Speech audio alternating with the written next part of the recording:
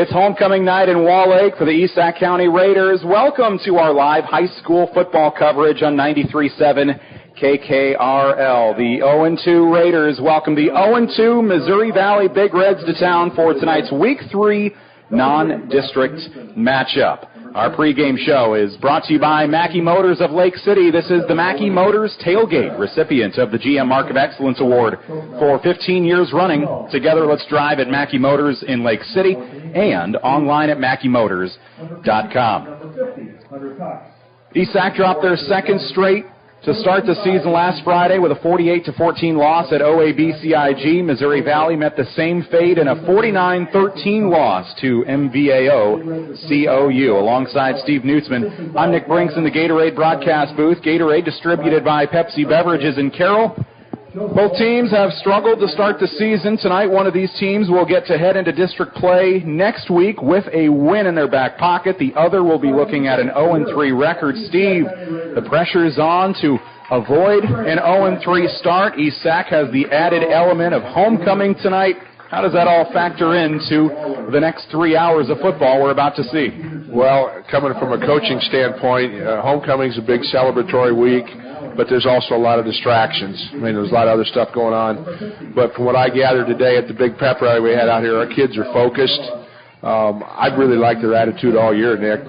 For not having any more numbers than we do, our kids have really played, hard and really done a nice job, especially on the offensive side of the ball. I look for some really good things offensively tonight, and if we can get that our defense to step up a little bit, I look for good things to happen tonight. I'm excited. I have never broadcast a game with you tonight, so it's a first for both of us, and we'll have some fun up here in the Gatorade broadcast booth, and I think the game tonight should be a fun one to call. Yeah, I'm looking forward to it, Nick. First time I work with you, and I'm really looking forward to it. It should be a lot of fun. East Sac County topped the Big Reds one season ago, 24-12. That was back on September 8th, and you go back to 2018, and the Raiders have gone undefeated, 5-0 against Missouri Valley. They are hoping to make that a clean 6-0 sweep in the last 6 years here tonight. We will take a quick break and have more of our Mackey Motors tailgate. When we return, we'll take a look at our schedule for tonight and also check out this evening's starting lineups. That's all next on 93.7 KKRL. Raccoon Valley Electric Cooperative is a proud supporter of the East Sac Raiders. Raccoon Valley Electric Cooperative is dedicated to providing reliable, affordable, and responsible electricity. Whether watching TV or using the internet, Raccoon Valley's member owners depend on the electricity from Raccoon Valley Electric Cooperative to power their lives and to keep them connected with family, friends, and communities. Raccoon Valley Electric Cooperative is your Touchstone Energy cooperative.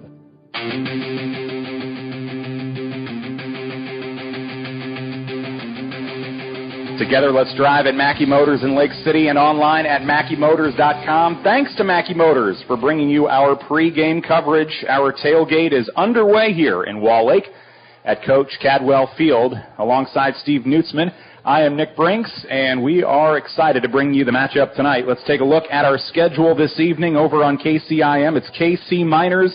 He'll bring you the Carroll game tonight at home against Denison Schleswig. Kemper is down at AHSTW this evening.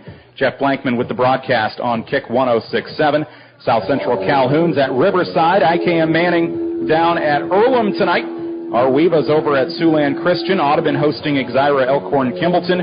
Coon Rapids Baird is at Collins Maxwell this evening, and Glidden Ralston with the road trip east over to Colo Nesco. A nice Highway 30 jaunt for the Wildcats this evening. And here on KKRL, we'll bring you East Sac football. It's homecoming night as the team runs out through the mass of humanity on both sides out on the field with the ESC flags and the Raider flag flowing behind.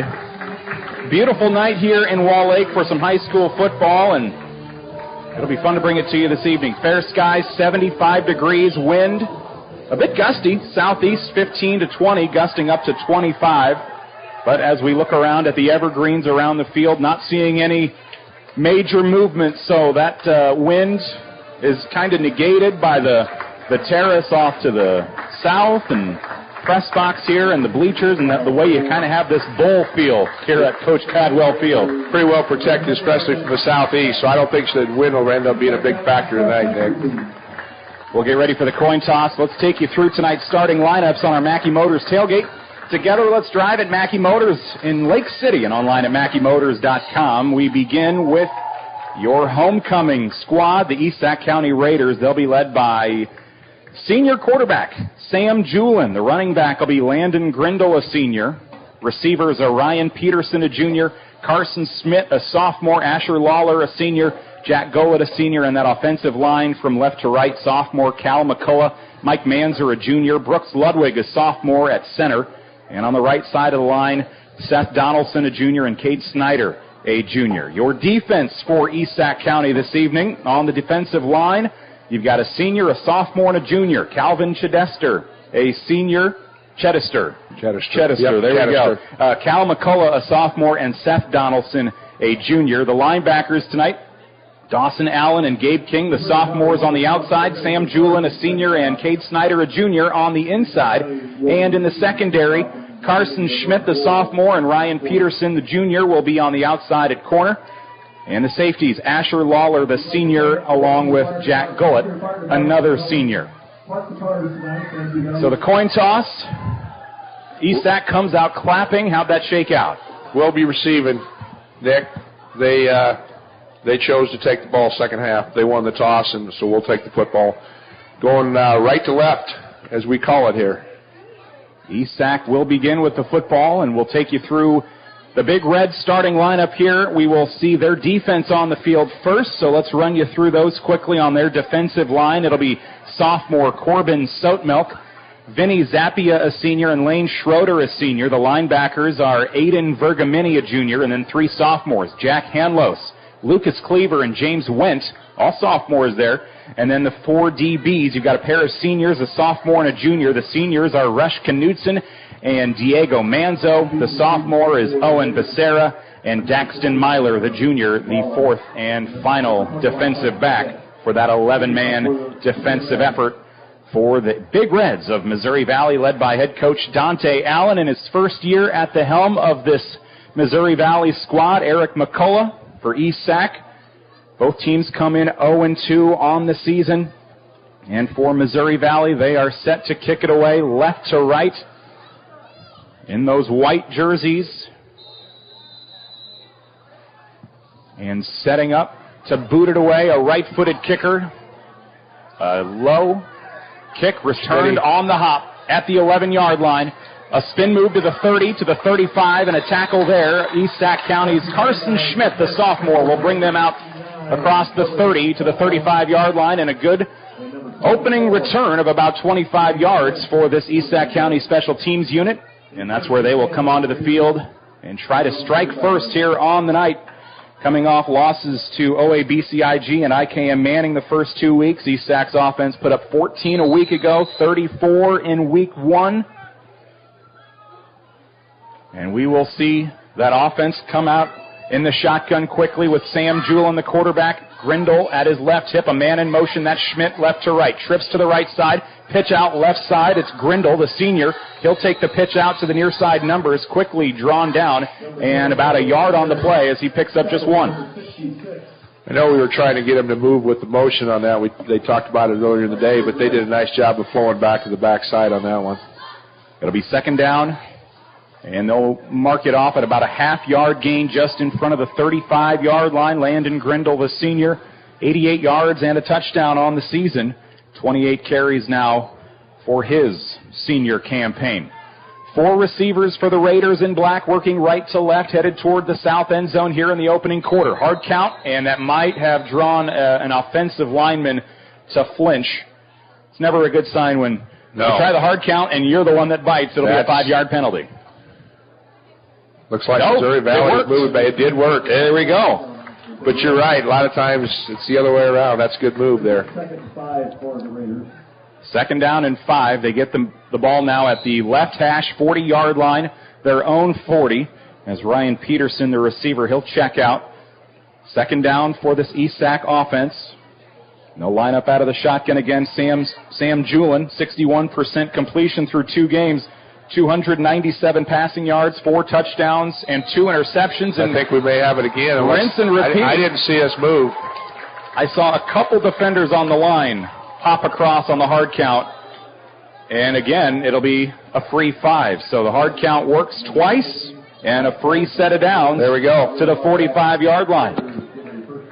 1st and 10 now from their own 45, East Sac County with the football. Working right to left, and so far taking 5-yard chunks before the snap. 1st and 10 as we stare into the sun off in the west. Shotgun for Julin. Hand off up the middle. Grindle with some nice running room. He'll be brought down on the left hash, straight up the gut to the 49 of the Big Reds. And that'll bring up 2nd down and 4. Nice hole that side on the right side of the line. Center, right guard, right tackle. Nice job of clearing out. Brooks Ludwig, the center. Seth Donaldson and Cade Snyder over on the right side of the line. The juniors with a good push up front. 2nd down. Fake handoff. Julin will keep it. Almost looked like it might have been a blown-up play, but it'll work. He gets out to the 40 and a 1st down as he picks up 9 or so on the run. Sam does a nice job of reading that. That's a RPO there, and he did a nice job of reading the defense and keeping the ball. 10-12 remaining first quarter. No score on our Dries Company Eco Water System scoreboard. Shotgun for Julin. Sends a man in motion. That's Schmidt. They'll fake the jet sweep. Julin will take off with it, and he'll get back to the line of scrimmage. Brought down by the ankle. Carson Sotemelk, the sophomore, the first one in. A couple teammates help him out. It'll be a loss of 1 on the running play from Julin. Yeah, they aren't biting on that motion at all. I was watching their defensive line. They didn't even pay attention. They came right through. We did a zone to the right that time to block for the sweep, and they just didn't buy it. Missouri Valley on defense. 2nd down and 11 for the East Sac County offense. Big Red 41-yard line. 4 receivers. Grindle in the backfield at the right hip of Julin. Shotgun coming. Schmidt in motion again. They'll pass it to him on the jet sweep, the little chest toss. Inside the 40, right side to the 36. Pick up a 5, and we'll mark it down as a 5-yard completion with the little chest pass. Yeah, that looked a lot better. There was a lot better motion from even Carson on that one, and the line did a good job on the zone block on that one. Schmidt with 7 catches and 43 yards in the first 2 games. He'll pick up 5 on about a 6-inch toss, but it goes, and it brings up 3rd and manageable, 3rd and 6 with 4 receivers again. 2 to each side. Julin out of the shotgun. The snap, steps back, first toss downfield at the 20-yard line, 30-yard line. That'll be Asher Lawler. Nice grab for a first. Asher did a nice job going down to get that ball. It was thrown a little short, but he came back and did it. It was a nice job. Lawler had a nice 81-yard reception for a touchdown a week ago in the fourth quarter against OAB-CIG. His lone touchdown this season, one of Julin's 4 on the year. 1st and 10 as they march down the field to the 29-yard line. Shotgun for Julin. 2 receivers. Now 3 receivers over on the right. Julin wants to throw. Double move toward the end zone. Lawler, he's in at the left pylon. Raiders touchdown from 29 yards out, and they're on the board with 8:20 to go in the first quarter. Sam really did a nice job. That was a low snap and the shotgun snap, and he got his feet set and delivered the ball right on the money, and Asher had beaten the defense, got behind him. Great play. 81-yarder a week ago, a 29-yarder here in the first quarter. And now all of a sudden that combo has teamed up for a couple big scores here in the last 2 quarters of play. Not quite to the midway point of this opening quarter. Just over 8 minutes remaining. East Sac on the board first. A 29-yard touchdown reception for Lawler. And they will go for 2. It'll be Julin running to his left. He's in trouble, looking to get rid of it. Now he takes off to the right side, tosses to the end zone, and he's got it.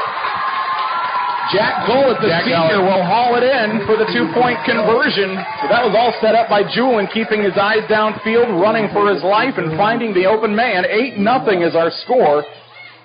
First quarter, 8:20 left. Dries Company Eco Water System scoreboard favors the East Sac County Raiders in the early going. 8-0. Back after this on KKRL.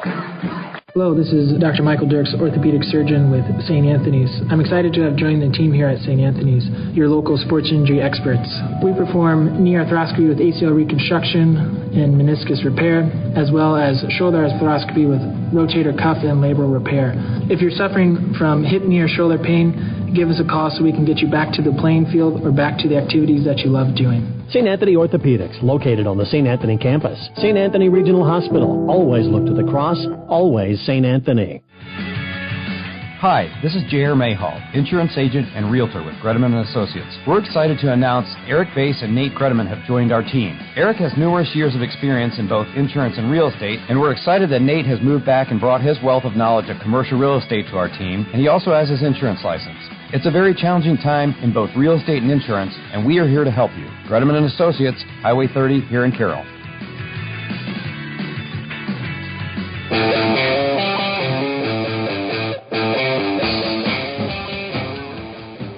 Lawler with the 29-yard touchdown reception. And the Raiders will kick it away. Calvin Chedister. He will kick it to the near side, picked up at the 25-yard line by one of the up men. And Big Reds have it at the 36-yard line. I'll have to go find who is number 23. Did not see a 23 on the Missouri Valley 21 roster. I had 21. Did you have 23? I thought I saw Carson get up off there. I thought too. For Missouri Valley, I'm not sure who their number 23 is. Because he kicked it on their opening drive. Let me double check. Actually, I believe that's going to be Maddox Wielden. They had him listed as 15 or 23, so I went with the first number. We're going to call him 23, Maddox Wielden. Carson made a great open field tackle there. The guy who took him head on and dropped him right there. So now the Missouri Valley Big Reds offense will come onto the field first. They're trailing 8-0. Shotgun for their quarterback, Soutmelk. Handoff, right side. Penetration. And nowhere to go for Rush Knudsen. Chedister, Calvin. Calvin from the backside did a great job of running that down. First play from scrimmage. Rush Knudsen, good name for a running back, but he loses one for Missouri Valley. Missouri Valley in white uniforms, tops and bottoms, black numbers, red helmets. And they'll line up here out of the pistol with a couple men at the left hip of the quarterback, John Soutmelk, and the tailback. With a flag down at the snap, left side run from Knudsen. He's got a first down, far sideline, steps out of bounds at midfield, an 11-yard run for the moment, 13-yard run for the moment. We'll see what the flag is. I think it's coming back for procedure, either that or illegal shift, one of the two. They let it go. They played on. And for now, the 13-yard run with a conference from the officials. And they are moving back before the call here, so this will be an offensive penalty. But that'll take off a nice run from Rush Knudsen to the left side. And it will be illegal procedure on the offense. Our coaches were impressed with the Knudsen kid on film. They thought he was a really good running back, and he showed it there. He did a nice job of getting to the edge. Thankfully, we had a penalty to bring it back. He had a big week, too, in the loss to MVAO CRU. Yes. 112 rush yards and a touchdown. Also had 75 receiving yards. Had both of their touchdowns, one on the ground and one on a reception. He'll take the handoff left side. It was negated on a penalty last time, so let's try it again, they say. He'll get back to the original line of scrimmage, a pickup of 6 for Knudsen off to the left side. Asher brought it to tackle on that one. That'll bring up second down and 10. 7 minutes remaining, opening quarter, 8-0 East Sac County. Homecoming night for the Raiders. The field here completely shaded. Still waiting on the sun to completely go down off on the horizon. Getting better. Yep, we're getting there. But a beautiful night, temps in the mid-70s. Breezy, but not really getting to the football field. Third down and 10. Offense will step out here. Pistol formation for Soutmelk. Backwards pass, they'll lateral it back to Rush Knudsen, and he'll be upended at the 38-yard line by the East Sac County defense. A pickup of 1. Cade Snyder came in there hard. Great tackle. Punting unit on now for the Big Reds. They end up with 1 yard. That was really good pursuit.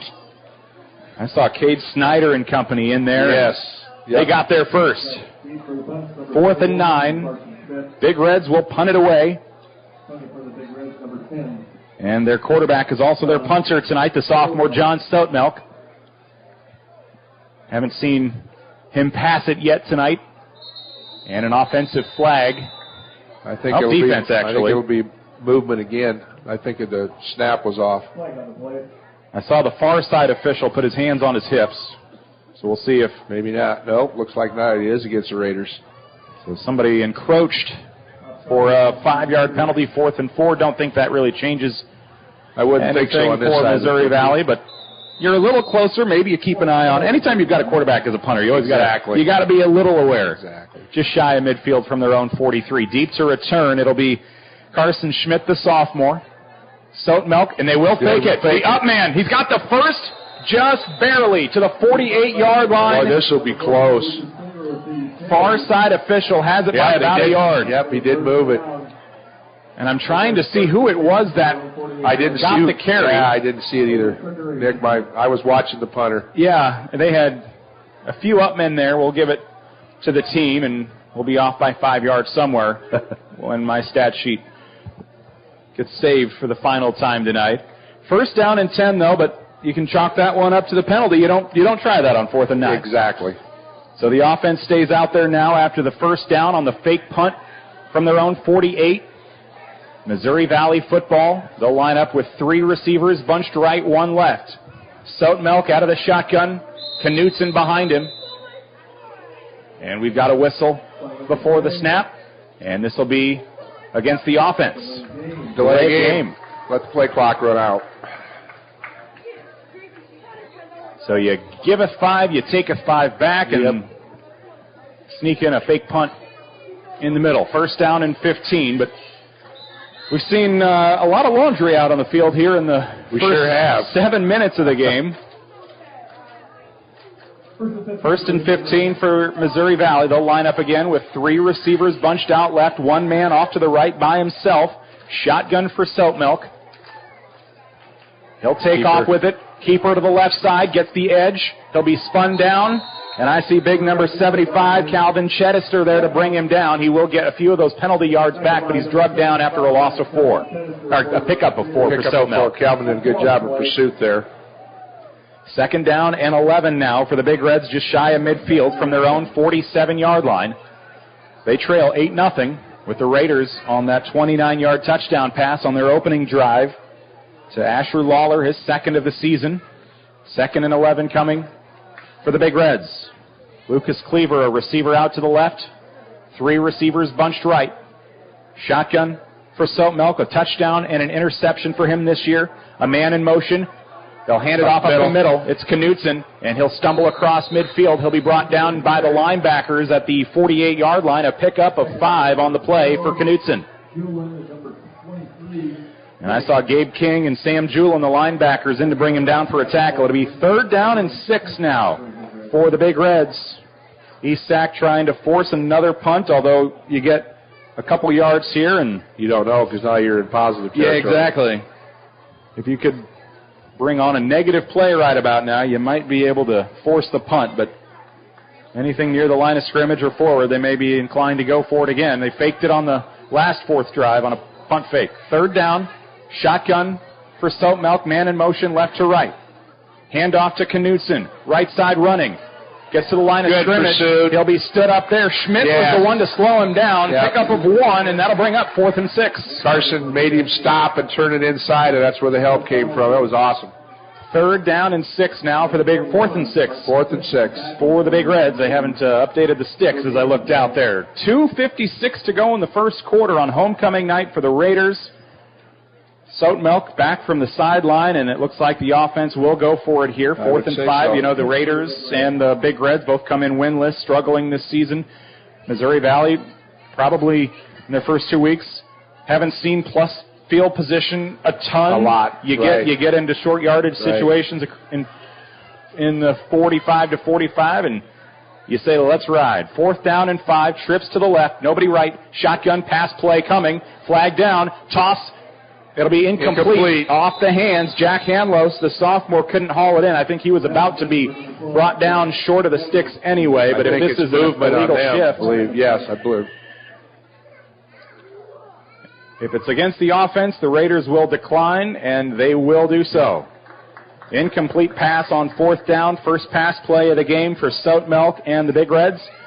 And now The Raiders will have it just shy of midfield, and they marched down the field last drive, 54 yards on 7 plays, 14 on the ground, 40 in the passing game, including the payoff, the 29-yard touchdown down the near sideline. Asher Lawler got a step on his defender with the double move, and Julin found him wide open in the end zone on the left side for a touchdown. 1st and 10 for Julin and company. Trips right, 1 receiver left. Grindle in the backfield. 1st and 10, just shy of midfield. Julin, the shotgun snap, looks to the left. Has Lawler again. Dances across the 45, just shy of midfield or shy of the first down. Gets to the 44 of Missouri Valley, another pickup of 9. Nice toss by Sam. Good improvisation by Asher after the catch. And they'll hurry up the offense. They like where they've got this defense reeling right now. 2nd down and 9, 4 for 4 passing for Julin. Handoff left side. Grindle looks for a hole, dives to the 41-yard line. On 2nd and 1, he'll have a first to pick up a 3. Good job by Landon reading the hole on that. He wanted to go wide and then saw it open up to the inside. He cut it back up. Nice gain. 1st and 10 on homecoming night for East Sac County. We come to you from Coach Cadwell Field in Wall Lake. 2 receivers on each side. Julin out of the shotgun. Grindle at his right hip pocket. Shotgun snap coming. Schmidt in motion.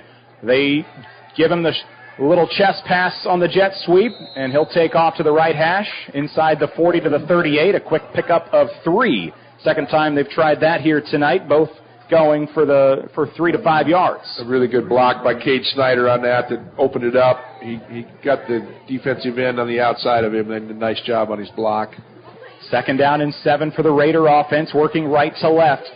Schmidt in motion again. They'll fake the handoff. Now it's Julin taking off with it. He'll be upended. Defensive lineman will bring him down. And they've got a 62 not listed on their roster either, and I don't have an answer. They didn't have anybody else on the roster with a couple number options like they did with their number 15, Maddox Wielden. So 62, not quite sure who that is, but he made a nice play, and then there was a flag right at the tackle spot. Extracurricular after the play, I'm sure. These whistles are getting a workout in this first quarter. 1:02 to go, 8-0 East Sac County. Unsportsmanlike conduct against the defense. So they'll tack that on after the no-yard pickup for Julin. And there's a free 15 for this Raider offense, already up by a touchdown, looking for more. And they'll bring Dawson Allen, the sophomore, in. A couple of receiving touchdowns this season, both coming, I think both of them came in the ICAM Manning game. I believe they did, yes. 1st down and 10. He will line up on the left side behind the tackle with 2 receivers right, 1 left. Julin out of the shotgun. Grindle in the backfield. They give it to Grindle. He's got a little running room to the left side inside the 20. He's got the red zone to the 10. Tackled down at the 7. 16-yard pickup. Longest play on the ground for the Raiders tonight. Grindle puts them 1st and goal. Good run by Landon on that. Read his blocks well. Got the corner. Turned it on. Now we need to finish the drive. And you can always look for the guys on the left side of the line when you got a big opening like that. Shotgun for Julin. They try it again. Grindle, same play, finds the edge. He's got the pylon for an 8-yard touchdown. Raiders up 2 scores now. Great job by the left side of the line there, sealing that whole side off for Landon. Nice job on the drive. Passing touchdown on the opening drive. This one comes with 49 seconds to go in this opening quarter. An 8-yard run from Landon Grindle, number 2 on the year. And East Sac now will come on for the 2-point conversion, I would imagine. They have not attempted an extra point this year. So they will line up to go for 2. They lead 14-0 for the moment on our Dries Company Eco Water Systems scoreboard. Julin and Grindle in the backfield. Shotgun. Play clock down to 5 for this 2-point try. Julin takes the shotgun snap, looks to his left, tosses, and that'll be knocked away, intended for Lawler, harmlessly to the ground, incomplete. 14-0 after the failed 2-point try. We go to the end of the first quarter. Under a minute to go. All Raiders in the early going. We're back in a minute. You're listening to 93.7 KKRL. From footings to framing to finish, for farm, home, or commercial, Wall Lake Lumber Company has been proud to help our communities grow. With 4 convenient locations and one of the largest building material inventories in the area, we are sure to be able to fill all your building needs. From project design and estimating to friendly advice, we can't wait to be part of the process for you. Wall Lake Lumber, with locations in Wall Lake, Lakeview, Odebolt, and Carroll. We're not your grandpa's lumberyard. Since 1925, Eco Water Systems has been proud to provide the Carroll area with the level of quality and service their customers deserve. Now, Dries Company could not be more excited to continue that tradition. That's right, Eco Water Systems is now Dries Company Eco Water Systems, combining 2 names you know and trust to provide you with the absolute best in your water needs. Dries Company Eco Water Systems. Call us today, 712-792-3434, or stop in and see us at 609 North Carroll Street. Let's solve your water issues together.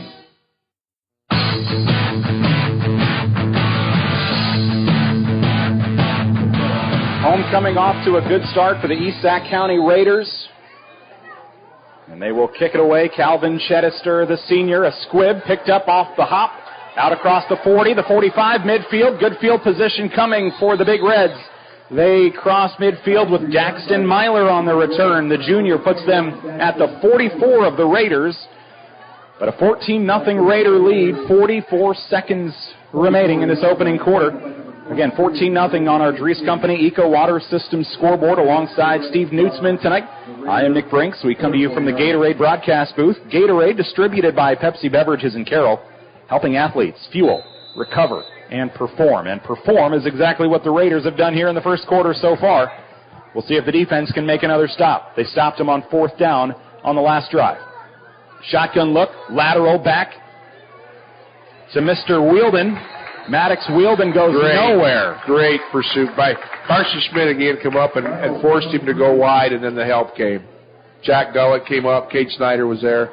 Great team defense there. And not only was it a lateral, they literally threw it backwards. They did. Throwing motion and everything to the running back, and a loss of 7. That one was kind of blown up from the get-go. And now the Big Reds will let this final 10 seconds tick away here in quarter number 1. All Raiders first quarter, 14-0. East Sac County on homecoming. We'll flip ends of the field. It'll be Big Red football from their own 49. They don't have far to go. 2 yards, and we'll flip the field. Back in a moment. You're listening to 93.7 KKRL. Did you know if you experience a sports injury, Loring Hospital in Sac City has an experienced team that can get you back in the game. With the team approach at Loring Hospital, our physical therapist can provide you the one-on-one personalized rehabilitation you may need. At Loring Hospital, we help athletes of all ages be the safest and best they can be. For more information, call Loring Hospital in Sac City at 712-662-7105. Loring Hospital, extraordinary care right here. From footings to framing to finish. For farm, home, or commercial, Wall Lake Lumber Company has been proud to help our communities grow. With 4 convenient locations and one of the largest building material inventories in the area, we are sure to be able to fill all your building needs. From project design and estimating to friendly advice, we can't wait to be part of the process for you. Wall Lake Lumber, with locations in Wall Lake, Lakeview, Odebolt, and Carroll. We're not your grandpa's lumberyard.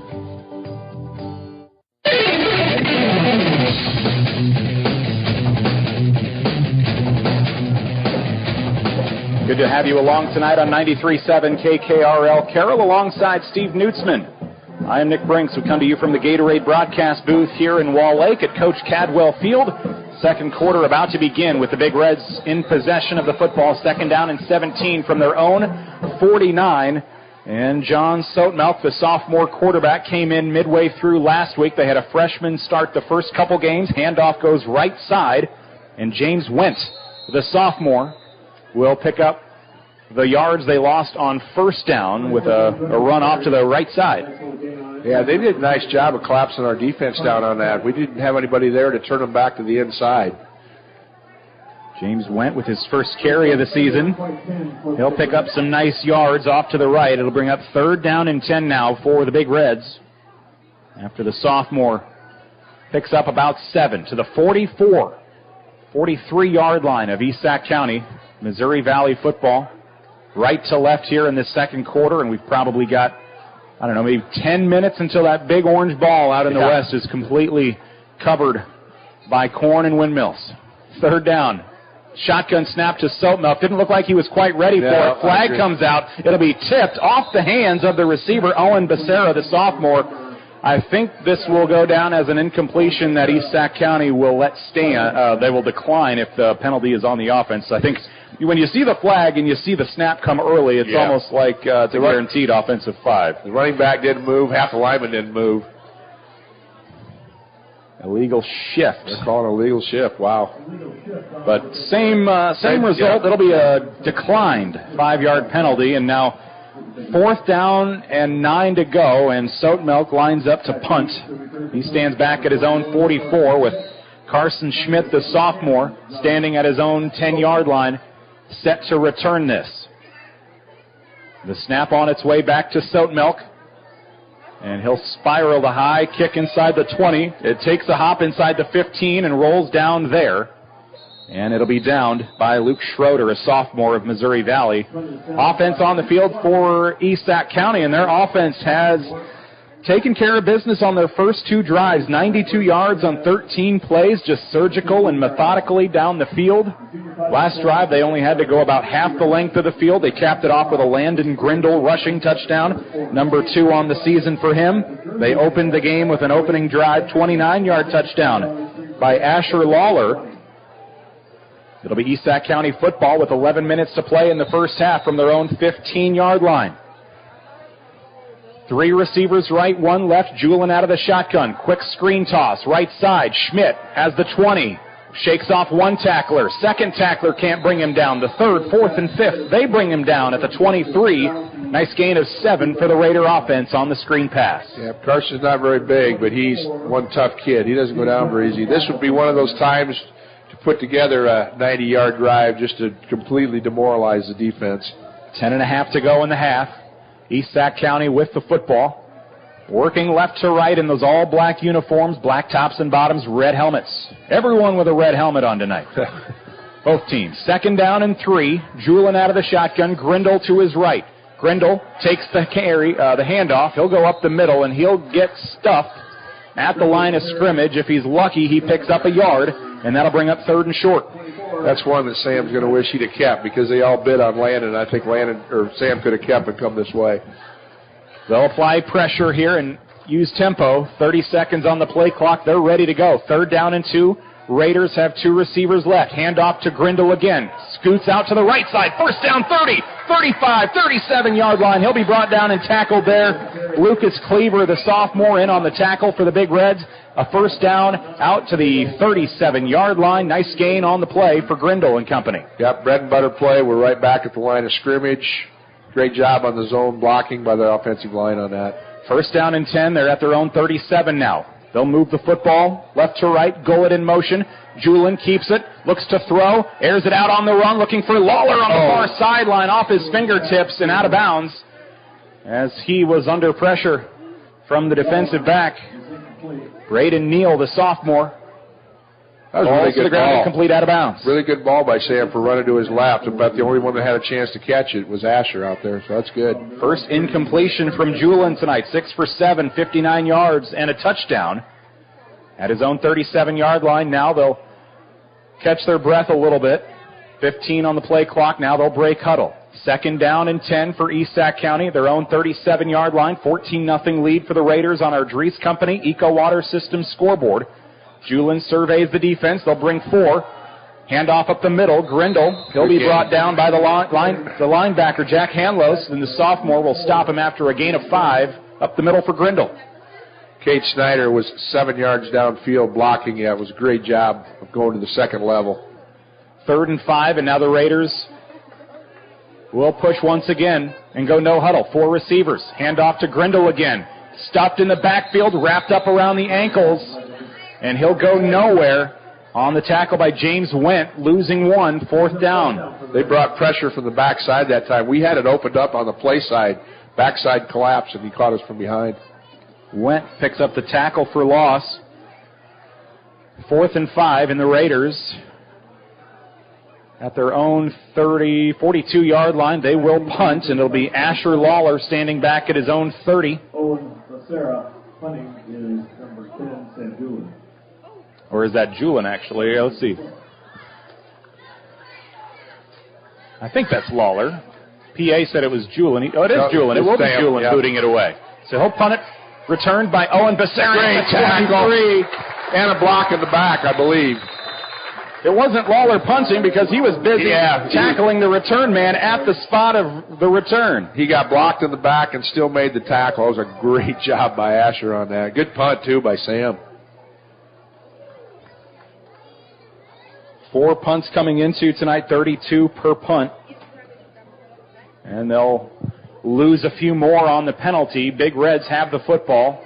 Line of scrimmage before the penalty is the 22-yard line, and they'll march back a few more for their first down play as they are scoreless. All Raiders in the early going. Their first punt of the night. They scored on their first 2 drives. 14-0 lead on our Dries Company Eco Water Systems scoreboard on 93.7 KKRL, and they'll mark it off half the distance to the goal, back to their own 11. This is where the defense needs to stand up and just put them right here. Big Reds will break huddle. John Sotemelk, the sophomore. He's only attempted 1 pass tonight. It was incomplete. Running the football hasn't bore much fruit tonight. 10 carries, 21 yards. Man in motion, that's Becerra to the right side. Fake handoff, screen pass, right side. Becerra gets past the line of scrimmage, and then he is stood up immediately and driven back near the goal line. Forward progress will mark them off. Actually, there is a loss of 5 on the play. He got back to the 6, and that was it. Gabe King, I think, lowered the boom on that one. So they get their first completion of the game. Unfortunately for the Big Reds, they lose. It's a loss of 5. Yeah. 7:45 remaining, first half, 2nd and 15, and Big Reds have been behind the sticks a lot tonight. They sure have. Either first down negative yardage plays or most likely penalty yardage on first down. 2nd and 15 for Sotemelk. He'll send Becerra in motion again behind the running back. Handoff to Rush Knutson up the middle. And that defensive line, they say not today. Seth Donaldson and company bring him down. No gain on the play. They will mark him off a gain of 1, actually. Nice job, though. They closed the hole right away. It was a good job by the defensive line not to give ground. 3rd down and 14 coming from the Big Reds of Missouri Valley. They make a couple quick substitutions here before getting burned for 12 men in the huddle. 7 minutes to play in the half, and the Raiders lead 14-0. They're looking for some good field position after a stop on 3rd down here. 1 receiver left for Missouri Valley. 3 bunched right side. Sotemelk out of the shotgun. He'll look to toss. Pass right side. Nice looking pass, but it's intercepted. Gullit, the only one there. Miscommunication as I think Sotemelk wanted his receiver on a curl route. Instead, he went on a fade. He was wide open way down the field because Gullit already had the catch made for the interception at the first down marker. Everybody in the bunch was still running. Nobody broke off at all, like you said, and Jack was right there. Jack Gullit, the senior, with his first interception of the season. 2nd interception for the secondary. Carson Schmidt with 1 this season.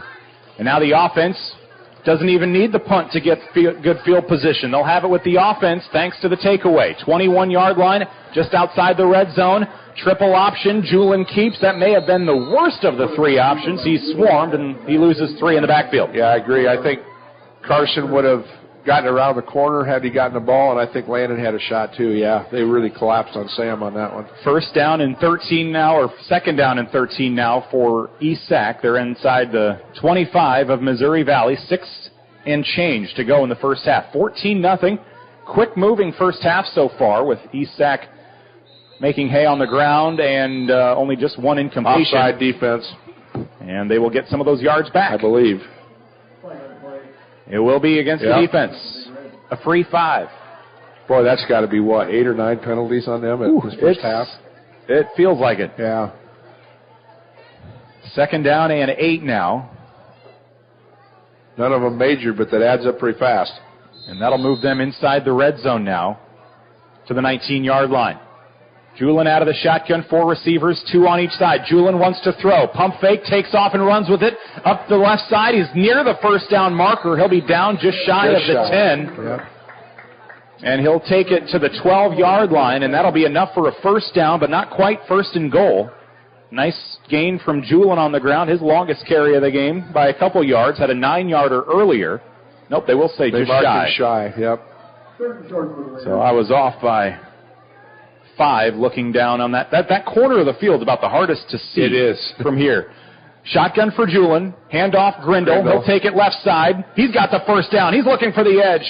And he'll get inside the 10, and we'll mark it down at the 7-yard line, a pickup of 4, and that'll give them first down and goal from Grindle's carry. Another good job on the zone blocking scheme by the left side of the line there. Sealed them off. Dawson Allen, the sophomore, will check back into the lineup. Ryan Peterson comes out, and it'll be Allen lining up as a fullback. I formation. Grindle the tailback. Julin under center inside the 10-yard line. First and goal. Pitch out left side, Grindle. And he'll be stuffed. Oh, he takes a huge hit at the line of scrimmage. Linebacker James Went just levels him at the line of scrimmage. Yeah, they really keyed off us being under center and in the I formation on that. We didn't have, there was no chance there. 5 minutes remaining first half. 14-0 East Sac County. They've got second down and goal after no gain. Grindle, 11 carries, 54 yards, and an 8-yard touchdown in the game so far. That came on their second drive of the game. Asher Lawler hauled one in from 29 yards out on their opening drive. 2-point try was good on the first. Second touchdown, no good. Second down and goal. Grindle in the backfield with Julin. Shotgun, Schmidt in motion. Jet sweep, and he is swarmed in the backfield. Stood up outside the 10, back at the 13. Loss of 6, and that is not what the Raiders had drawn up. A loss of 6. It'll bring up third and goal. Yeah, that puts us in a really tough spot there, especially being third down now. Back to the 13. And the Raiders don't have to get all of it here. I don't think they're a team that will likely kick a field goal. They haven't attempted any extra points this year, so that leads me to believe field goals may not be much of a consideration. But if you can get maybe half the yards back, set up a shorter fourth and goal situation. Julin wants to throw. Airs it out. Right side looking. Double coverage. Tipped and knocked away incomplete. They wanted Dawson Allen. Yep. Knocked away incomplete by the linebacker, Lucas Cleaver. Good defense. Incomplete. Fourth and goal from the 13. Julin now 6 for 8 passing. 59 yards and that opening drive touchdown pass. Fourth down, and they will go for it. So what do you draw up here? I would look for them, unless they double-team Asher, I would look for them to try to isolate Asher on this somehow. Asher or Carson? Asher 6'1", Carson Schmidt 5'9". Looking in the secondary, you've got 6'1", 5'9", 5'8", 6'0". Maybe see where the 5'8 guy's standing and look his way. Carson's coming this way in motion. Oh, we've got fourth and goal. Looking in the end zone. Oh, they had it on a slant pattern, but it's knocked away incomplete. Lawler can't hang on. Tipped away maybe at the last moment by Braden Neal. It falls incomplete, but, man, they had that drawn up well. I think the ball was just a hair behind him. It was there. I thought it was there before when we had the ball, and it was just a hair behind him. So they get the defensive takeaway on the interception by Jack Gullett just outside the red zone, and they come up short. Fourth and goal from the 13, and an incomplete pass. They had the touchdown if it was hauled in, but again, like you said, maybe just a skosh behind. Just a little behind. And that'll give the Big Reds the football. And for a team trying to maybe go for the throat in the first half, that feels like a possession that may be a missed opportunity for the Raiders. I would agree. That would really would have helped. First down and 10 now, Missouri Valley. They'll have the football. They'll give it to their tailback, Rush Knutson. Stiff arms one defender. Flag down in the backfield. Maybe a hold as he runs across the 20-yard line. Pickup of 7 for the moment. But they had a man, one of their receivers, or their tight end, Aiden Vergamini. He had his defender on the ground. He was sitting on top of Gabe King. I was going to say, and that's where the flag was at. So I think you're going to get a hold here, and that'll throw them back. Another negative yardage play on first down for Missouri Valley. So they'll march back half the distance to the goal. And back to the 7 or so yard line with 3:42 remaining in quarter number 2 here on 93.7 KKRL. Missouri Valley was shut out week 1, 40-0 at Logan Magnolia. And 1 week ago, hosting MVAO-COU, they fell 49-13. They trailed 14-0 at the half, and then MVAO-COU pulled away in the second. First down and 16 now. 3 running backs in the backfield with Soap Milk. They'll try the reverse off right side. Becerra makes some hay, and he'll get back almost to the original line of scrimmage. He ran a long way to get about 4 yards. It'll be 2nd and 12. And he was lucky he did because Cade Snyder was on a go, and he had the quarterback just as he got rid of the ball. They pitched it out. Snyder took out the quarterback, and then Becerra almost lost his footing back near the goal line, too. 2nd down and 12. Missouri Valley football, 3:05 remaining, first half. 14-0 Raiders. They scored on their first 2 drives, and they punted and come up empty on a 4th and goal on their last 2 drives. And now a flag down. Yeah, there you Somebody go. a little late getting off the field. I'd say so. Yeah, we got to be up in double digits penalties right now. Got to be. Came for a football game. Turns out we've got a laundromat out there tonight. All kinds of laundry. And they'll move back. A negative yardage. 2nd down play. Mixing it up a little bit. Inside the 10 now. Back to the 9 or so yard line. Back of the, we'll call it the 8. We can stop them here. We got enough time and could have good field position here to try to stick one in before half yet. And their first 2 drives, they did them quickly. Yeah, exactly. Soap Milk wants to throw. Hit as he threw. It's picked off. Julin takes it Touchdown. to the house. That was all set up by pressure on the quarterback, and Julin does the rest. I don't even know who that was intended for. It was off mark. Way off mark by contact, and Julin, he takes it the distance, which wasn't really all that far, maybe only 10 yards, but Soap Milk tosses his 2nd interception in as many drives, and it's a pick 6 for Julin. What a start. I'm really glad Raider for Sam. squad. He's thrown a couple pick 6s this year. Just didn't quite have the ball where it's supposed to go. That's great redemption for him. That was classic. And now a 2-point try. Julin and company in. 2:47 to go. East Sac County up 20-0 late second quarter. Dawson Allen in motion to the left side. Low snap. Julin wants to throw. Steps up. Little miscommunication. Wanted Gullett. One zigged and the pass zagged. It's incomplete. 20-0 is our score. All East Sac. A pick 6 with Missouri Valley buried close to their own end zone. Sam Julin does the rest. Back in a minute. You're listening to 93.7 KKRL. 20-0 East Sac County on homecoming on our Dries Company Eco Water System scoreboard. Thank you for calling Brinks Exteriors. This is Allie. Hi, we recently had a tree fall in our house, and I'd like to get an estimate or roof damage.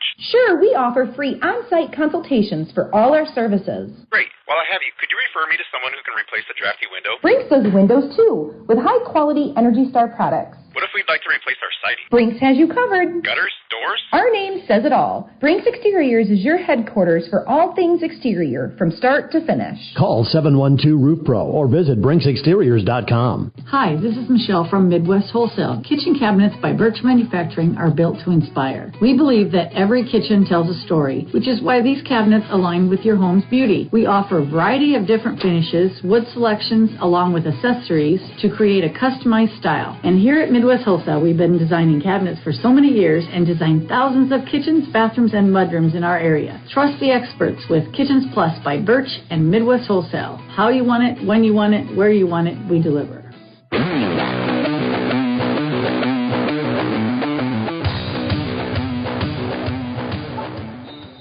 Back in Wall Lake, and East Sac County will squib it, and it'll be returned by Matthew Wielden.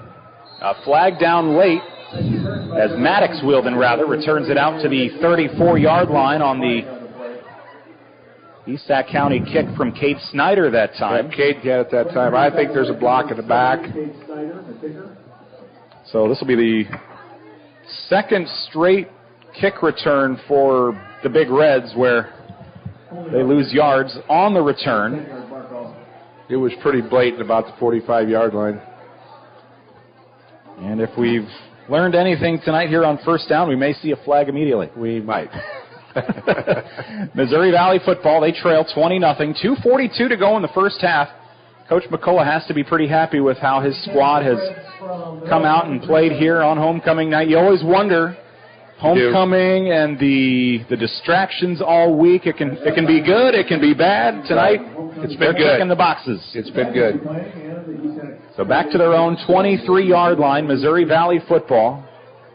Under 3 minutes remaining in the half. Our Culver's halftime show is straight ahead, celebrating 40 years in business and 12 years in Carroll. Culver's, welcome to Delicious. First down and 10, receiver Lucas Cleaver out to the left side, one-on-one with Ryan Peterson. Shotgun, Owen Becerra in motion now to the left as well. Handoff, Rush Knutson looking for blockers.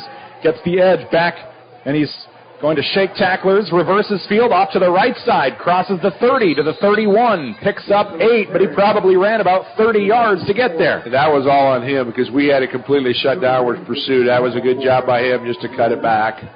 Second down and 7. That was essentially a sweep play almost to the sideline, and he gets tackled in the middle of the field, found a slight seam to cut through.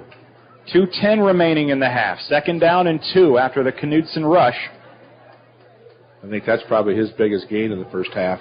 8 carries, 26 yards, and yes, he had nothing over 6 until those 8 yards there. And that only counts how many yards from the line of scrimmage. Second down and 2. Pistol formation, low snap, that's in trouble. East Sac County trying to get there. Gabe King. It's like James went to jump on it, but East Sac got there with a little more intensity and a little more energy, but will jump on the loose ball. But you could tell one team wanted to get that one a little more. Oh, way more. Yep, Gabe was all over that. Now we burn a timeout here. That's awesome. So they just have to jump on it. They lose 3 or so. No, actually, they lose 9. So they essentially lose all of the yards from the Knutson carry and another. So it'll be third down and 11 after this timeout taken by East Sac County.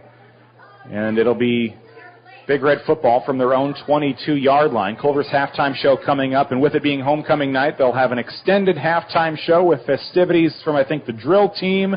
I would assume the band will be out performing as well. We'll have the candidates and the coronation and our king and queen candidates. So, yeah, it'll be a fun halftime. I would question, do you think they'll put it up with the last success they've had throwing the ball? I feel like you almost have to, but you know how the last 2 third downs have gone. Not well. Or third or fourth, you get buried back and bad things happen. East Sac County capitalized on the one. They got the pick 6 last time. The first interception, they weren't able to convert on fourth down. So that one was essentially a wash. But we'll see what the Big Reds drew up. James went in the backfield. He'll line up at the right hip of the quarterback, John Sotemilk. Sophomore out of the pistol. Knutson to his backside. Owen Becerra in motion to the right, and a flag. Third down flag this time. 2 flags come in at the line of scrimmage, and they'll move back 5. So you're just kind of seeing some things where a team that's struggling, some a little bit of undisciplined thing and things like that. Yeah, yes, absolutely. So it'll bring up third down and 16, and they just keep marching backwards. It was second down and 2. Now it's third and 16. Becerra in motion to the right. Sotemilk out of the shotgun. The sophomore looks to throw under pressure, and he's going to be sacked. No, he gets away from it, somehow takes off and runs with it, and he will be pushed out of bounds for a loss. Oh, that's a big hit. I don't know if that was out of bounds or not, but I haven't seen any flags. I haven't either. So that must have been inbounds or right at the sideline. But Sotemilk will go out of bounds and will lose a couple. But when that could have been a safety, I'd call that a win for the Big Reds. They stay on to punt. He did a nice job. We came in a little too aggressive, but we should have broke down sooner. I don't think he'd have got away. So now East Sac County will burn their second timeout. They'll have 1:27 to work with and should have good field position. Coming up after this punt coming, the down marker on the far side of the field said first. Now they get it switched over to fourth. Culver's halftime show on the way. And don't forget, in our post-game show tonight, we will name our Motor Inn Player of the Game. Motor Inn of Carroll, your premier Toyota and Chevy dealership for sales and service, parts, and collision. And so far, the Raiders have several candidates having good first halves. Julin with a touchdown pass, also an interception return for a touchdown. Landon Grindle running well tonight, averaging 5 yards a carry and a touchdown. Asher Lawler, 3 catches, 44 yards, and a 29-yard score. Jake Gullett with an interception on defense as well. Punting unit on now for the Big Reds of Missouri Valley, and it'll be Sout Melk once again. He stands back at his 5-yard line to punt this one away. And it should be Carson Schmidt, the sophomore, to return. He stands just shy of midfield at his own 48 behind that Raiders logo, and a flag comes down. High, short kick. That'll land at the 39-yard line. Almost a dangerous spot as you've got blockers out in front. Yes. That takes a bad hop. That becomes a live ball. If it touches one, it'll go out of bounds at the 38-yard line. If this is against the punting unit, which I'm assuming it is. I think it's a snap infraction. I think they will decline because they've got some good field position here. But maybe you think you can get better. We'll see. It is against the offense, and it will be declined. Declined it, yep. So you save, 5 or 7 more seconds from not forcing a re-kick, and the offense will come out here, and they'll have the offense on the football field at the 38. East Sac County 20, Missouri Valley scoreless on our Dries Company Eco Water Systems scoreboard. Julin, Grindle, along with Lawler, the 3 touchdown scorers tonight. First down and 10. Shotgun for Julin. They'll send trips out to the right, 1 receiver to the left. That's Lawler looking for one-on-one coverage. Hard snap. They're going deep, and he's going to be hit as he throws. That'll land harmlessly over the middle of the field, but Julin takes a shot. There's a flag down at the snap as well. This one may be against the offense. I believe it is. But that just looked kind of awkward. He kind of stepped in to toss it deep, and then there was a defender there to take his legs out from underneath. Just an incomplete pass or a 5-yard penalty, maybe not the worst thing in the world. No, just the fact that we lost some time. Yeah. So it'll be first down and 15. They'll move back to the 43. And I have no idea if they had a man open down the field. As soon as I saw that defender come in, I was locked in on the knees of Julin, hoping this turns out okay. Yeah. First down and long now. 15 to go. 1:13 remaining in the half. 20-0 Raiders on homecoming night. Shotgun for Julin. 2 receivers on each side now. The snap back to Julin. Airs it out. Deep pass. One-on-one. Lawler pulls it in for the touchdown. He grabs it at the 10. Beats his one-on-one coverage. 43 yards to the house. Julin to Lawler. Times 2 tonight, but there's a flag down at the snap. So it's coming back. Nick, I didn't see that flag. I happened to start glancing back from one end zone to the other for the scoreboard, and I saw something yellow at midfield, and I thought, well, that's unfortunate. Yeah, I did not see that. I was watching Asher because I figured we were trying to isolate him. And that was a simple jump ball, one-on-one. Exactly. And he just let him go. He did. It was he, and I don't know, I think it might have been Braden Neal or Aiden Vergamini.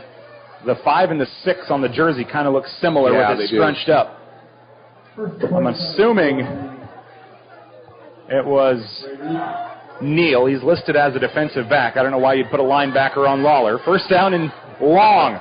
Julin wants to try it again. They'll dump it off in the flat this time. He missed Jack coming across the middle there, just shot it over the top of his head. Golan was a few yards down the field, had an opening.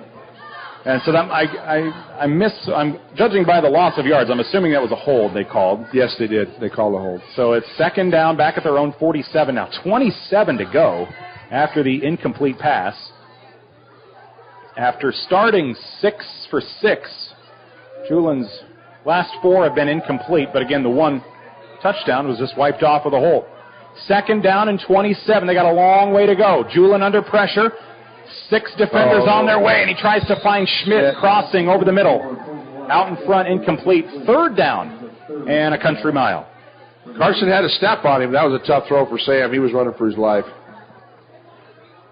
So if you're Missouri Valley, it's clear that you're just trying to pin your ears back and hope your defense gets to the quarterback first, because if he gets off a clean ball, there's not going to be very many defenders down the field. No, there's not. They're sending everybody.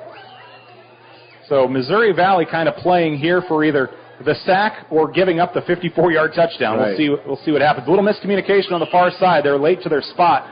Julin, screen pass to Lawler left side. Can they set up the blockers? They've got the first down to the 30. Foot race 20, 15, 10. Touchdown! Lawler, 53 yards. Well, we kind of mentioned it right before the play. You bring pressure, and that might leave some guys vulnerable, but it wasn't the deep pass that gets them. It was the screen pass out in the flat. Asher did a great job once he got the ball, finding that seam and gone. So you know what's more impressive than catching a 37-yard touchdown? A 53-yard touchdown 4 plays later. Yeah, helps the highlight film. That'll get uploaded to Huddle this week. Yes, it will. 36 seconds left. And you got to give credit to the line, too. They had everybody contained. They did. And the receivers down the field having their marks and their men covered. 53 yards on the screen pass. 2-point try, flags down. 26-0 is our score. Raiders on top. Offside defense. So they'll move a yard closer. And for the moment, it remains 26-0. And now they'll bring Dawson Allen back in for Peterson. They'll bring in someone who can play fullback. Makes me think maybe here comes an I formation look. I think you're going to see Mr. Grindle here, maybe. Nope, they're going to send Allen off to the right side behind the tackle. Shotgun for Julin. They will hand it off to Grindle up the middle, and he finds a hole for 2. Yep, that was well blocked on that side. 28-0 East Sac County. Third down and 27. They say no problem. No problem. They take it the distance. 53-yard touchdown from Asher Lawler, his second of the game. 4 catches, 97 yards, 2 scores. Final minute of the second quarter. 32 seconds left. We're back in a moment. You're listening to 93.7 KKRL, live from Wall Lake. When it comes to sports injuries and pain, call the specialist at Suppy Chiropractic Clinic, Dr. Mike Suppy and Dr. Jack Janning. Dr. Suppy and Dr. Janning work closely with area athletes and teams in providing effective treatment and rehabilitation of sports-related injuries. For optimal sports performance, call Dr. Mike Suppy and Dr. Jack Janning at Suppy Chiropractic Clinic, 792-6026. Or stop by their clinic at 1420 Highway 71 North in Carroll. Proud sponsors of all area teams. This is Don Neary from Avila Bank. Everyone at Avila Bank wishes the student-athletes success in their endeavors. We know to make a winning team, you need to put in the work, and that's what we'll do at Avila. We'll work to make sure your farm or business has the best financial opportunities available. We want to take the stress out of banking, allowing you to focus on what matters and what you love. Whether you own a business or own a farm, we're here to help you identify ways you can achieve your goals, and we will work hard to make sure you achieve financial success. After all, your success is our success. Avila Bank, member FDIC. Equal housing lender.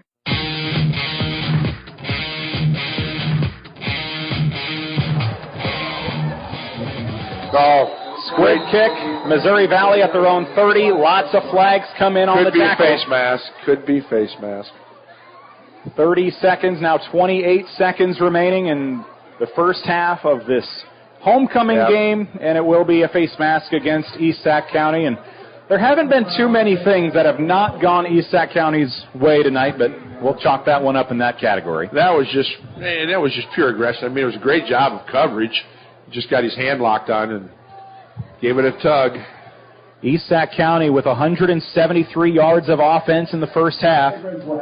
They have given up just 36 for Missouri Valley, and they've only completed one pass. It went for -5 yards, a couple incompletions on the last 2 attempts from Sotemilk.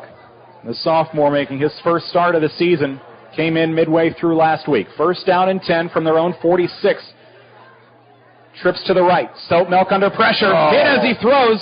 Dumps it off in the flat for Becerra. If he can shake some tacklers, he's got running room. He's got close to a first down. It's fumbled. Picked up, going the other way, but whistles. I think he's down. Carson Schmidt, he's going to run it in anyway. Nope, he'll stop at the 10. Gabe King all over that. Just missed the sack. Owen Becerra takes it on a 10-yard carry. It should be either 2nd and inches or 1st and 10. And the clock will stop for a moment as they will call timeout. So the Raiders lead 28-0 on our Dries Company Eco Water Systems scoreboard.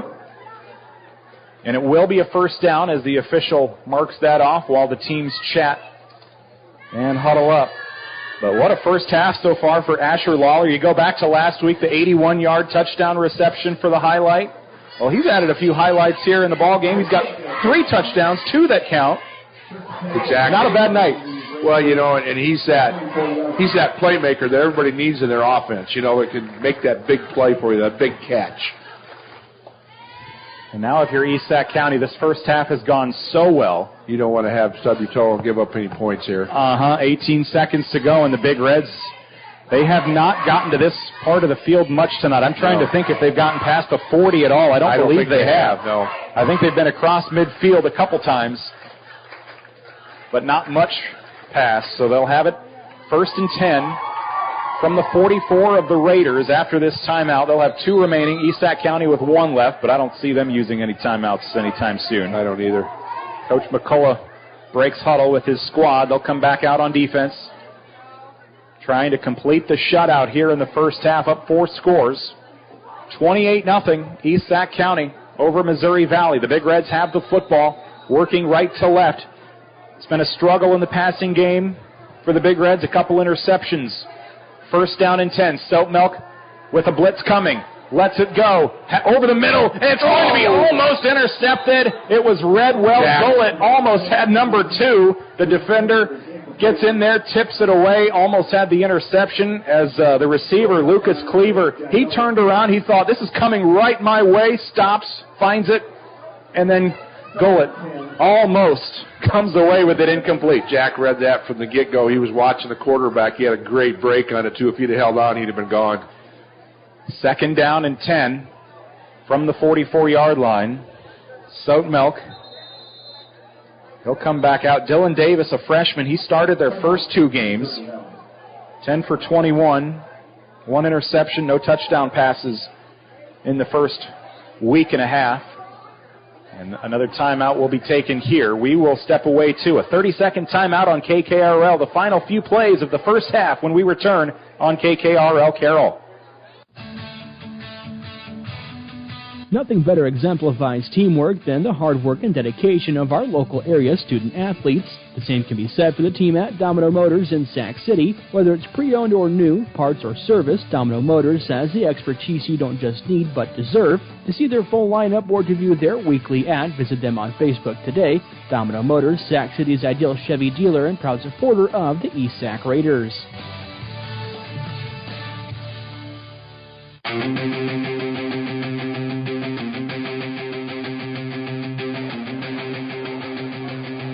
East Sac County with a couple touchdowns in the first. They've tacked on 2 more here in the second quarter. 12 seconds until halftime. Missouri Valley with the football. They're down 28-0 on our Dries Company Eco Water Systems scoreboard.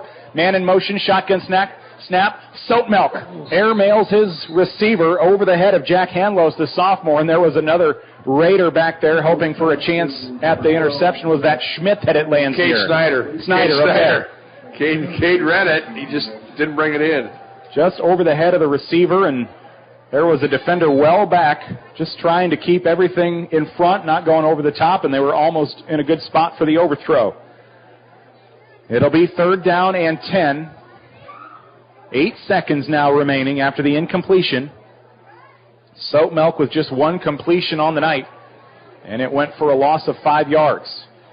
This defense from East Sac County has had him running anytime he snaps it, looking to throw. 3rd down and 10, we've got a delay of game. So sometimes you see a game and you get a lot of flags early in the first quarter, and then it kind of tapers off. Both teams kind of get, they get things under control. Well, yeah, Missouri Valley, they've struggled a little bit with the 5-yard penalties on offense here this evening. First or second delay of game we've seen tonight now. 3rd down and 15, back to the East Sac County 49. They are still in plus territory with 2 plays left. 8 seconds left. Shotgun for Soatmelk. Steps back to throw. Under pressure. He breaks free. He's got yardage. He's got the first, or he won't get the first. He'll be out of bounds as time expires over on the far side. He'll end the half on a 10-yard run.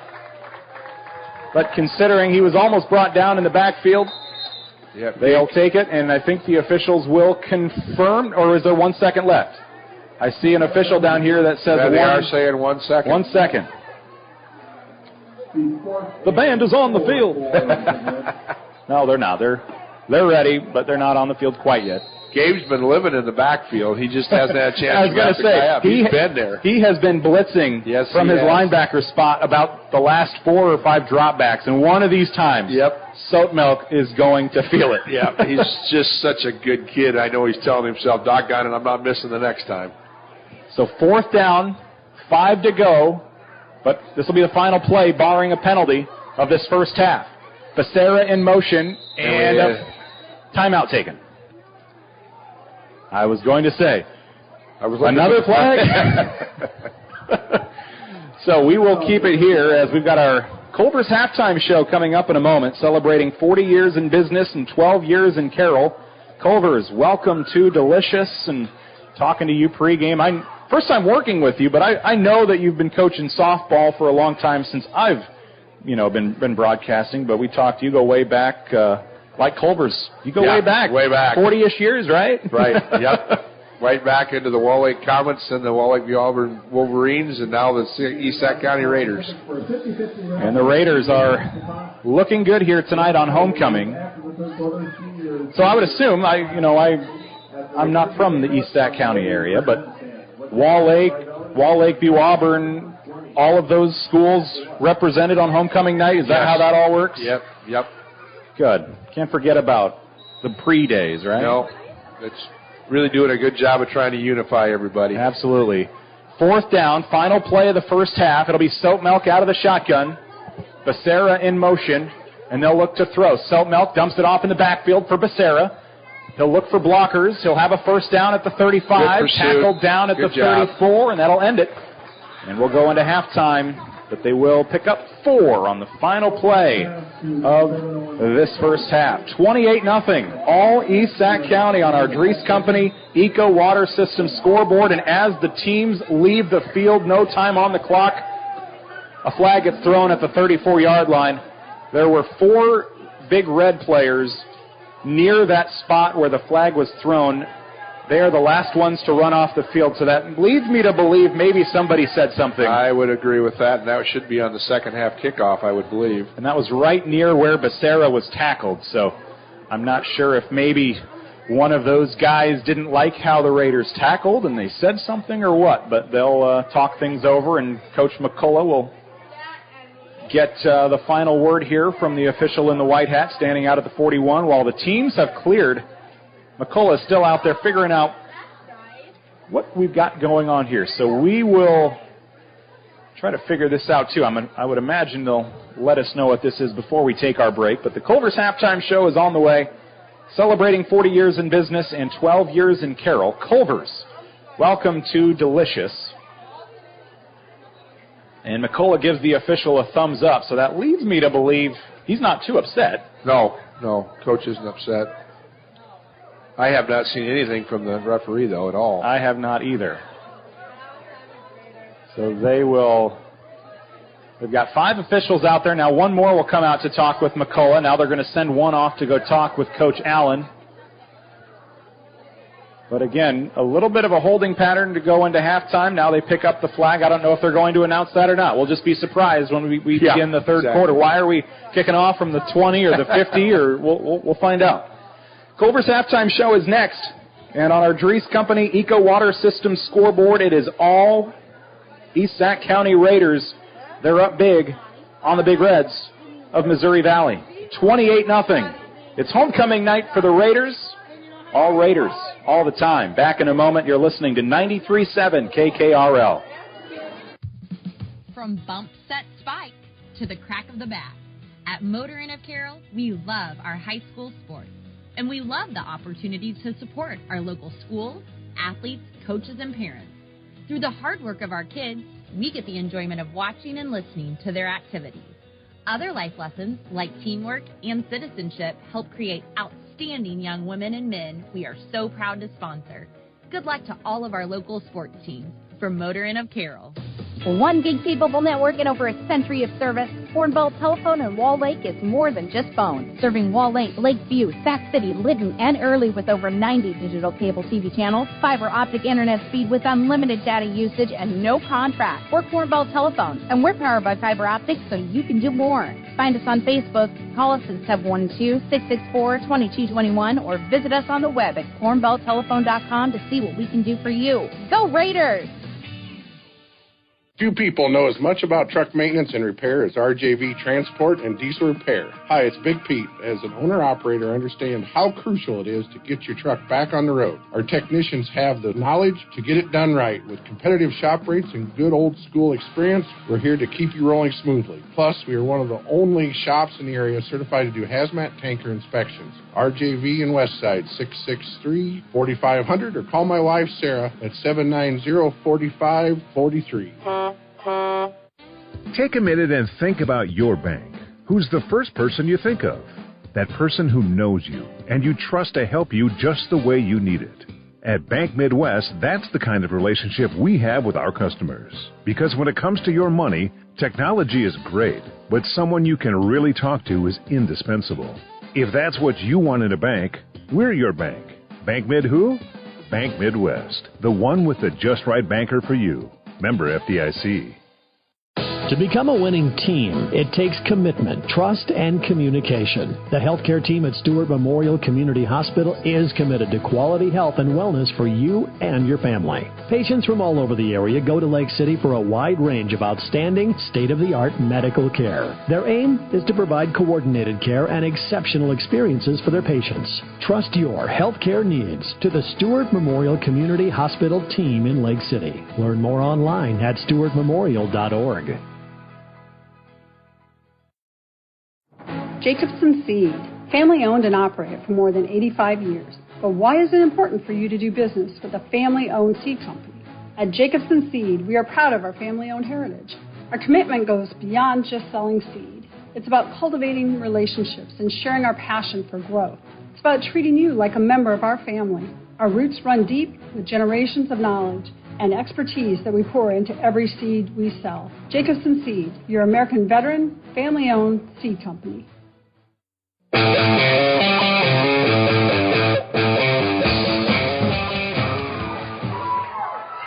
Tonight's halftime show is sponsored by Culver's in Carroll, celebrating 40 years in business and 12 years in Carroll. Culver's, welcome to Delicious. 28-0 East Sac County at halftime of their homecoming game. And homecoming king, Sam Julin, drives by or rides by in a Corvette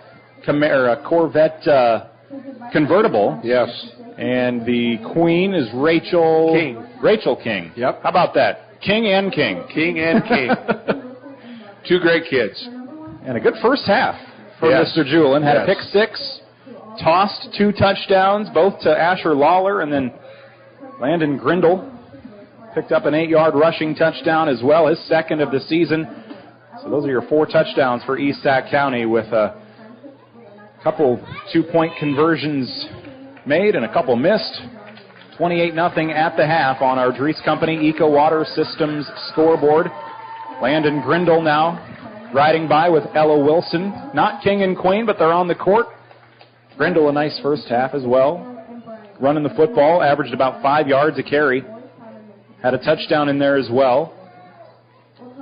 But overall, East Sac County, first 2 drives of the game, march down the field, cap it off with a 29-yard Lawler touchdown. Second drive, 8-yard touchdown from Grindle. You get off to a quick start. A little bit of a lull there, maybe late first, early second quarter, but then they get some offense courtesy of their defense, creating short fields or just returning a takeaway all the way. And they tack on those late touchdowns in the second quarter to go up 28-0 at the half. But Coach McCullough and the boys, they've got to be pretty pleased with how the first half of this went, looking for that first win of the season. I think that I agree with you completely, Nick. I think they're disappointed. They hiccuped after the pick, and we had great field position, and we went backwards. We that's something that they're trying to get to. You got to capitalize anytime you get that chance from field position. But other than that, I thought they played a really good first half. And you look at what Missouri Valley was doing in that first half. They do end up with 61 rushing yards, but the passing game has been non-existent. Asher Lawler and Kendall Quirk riding by on homecoming court as well. Asher Lawler may be the leading contender to be Motor Inn Player of the Game after that first half. He's right there now. Two impressive touchdown receptions. I think he opens the game with that 29-yarder down the left sideline. Then late in that second quarter, picks up about a 38-yard touchdown on a dime from Julin. Yep. Wiped off by a hold. Eventually third down and 27. They get it out to him in the flat, has some blockers out front. He does the rest. And he took off. So, I think 3 touchdowns, 2 of them counted. I think probably his best play was the one that didn't count. Exactly. To go up and take it away and land on his feet and kept his balance, yeah. But only we will remember that one from homecoming night. That's right. 28-0 is our score on the Culver's Halftime Show, celebrating 40 years in business, 12 years in Carroll Culver's. Welcome to Delicious. So again, as they celebrate the homecoming court, now Jack Gullett riding by as well. It's like everybody that was on the court and on the football field tonight, they've all had really good first halves. They have. Exactly right. I also saw Calvin Chedister ride by too. Yes.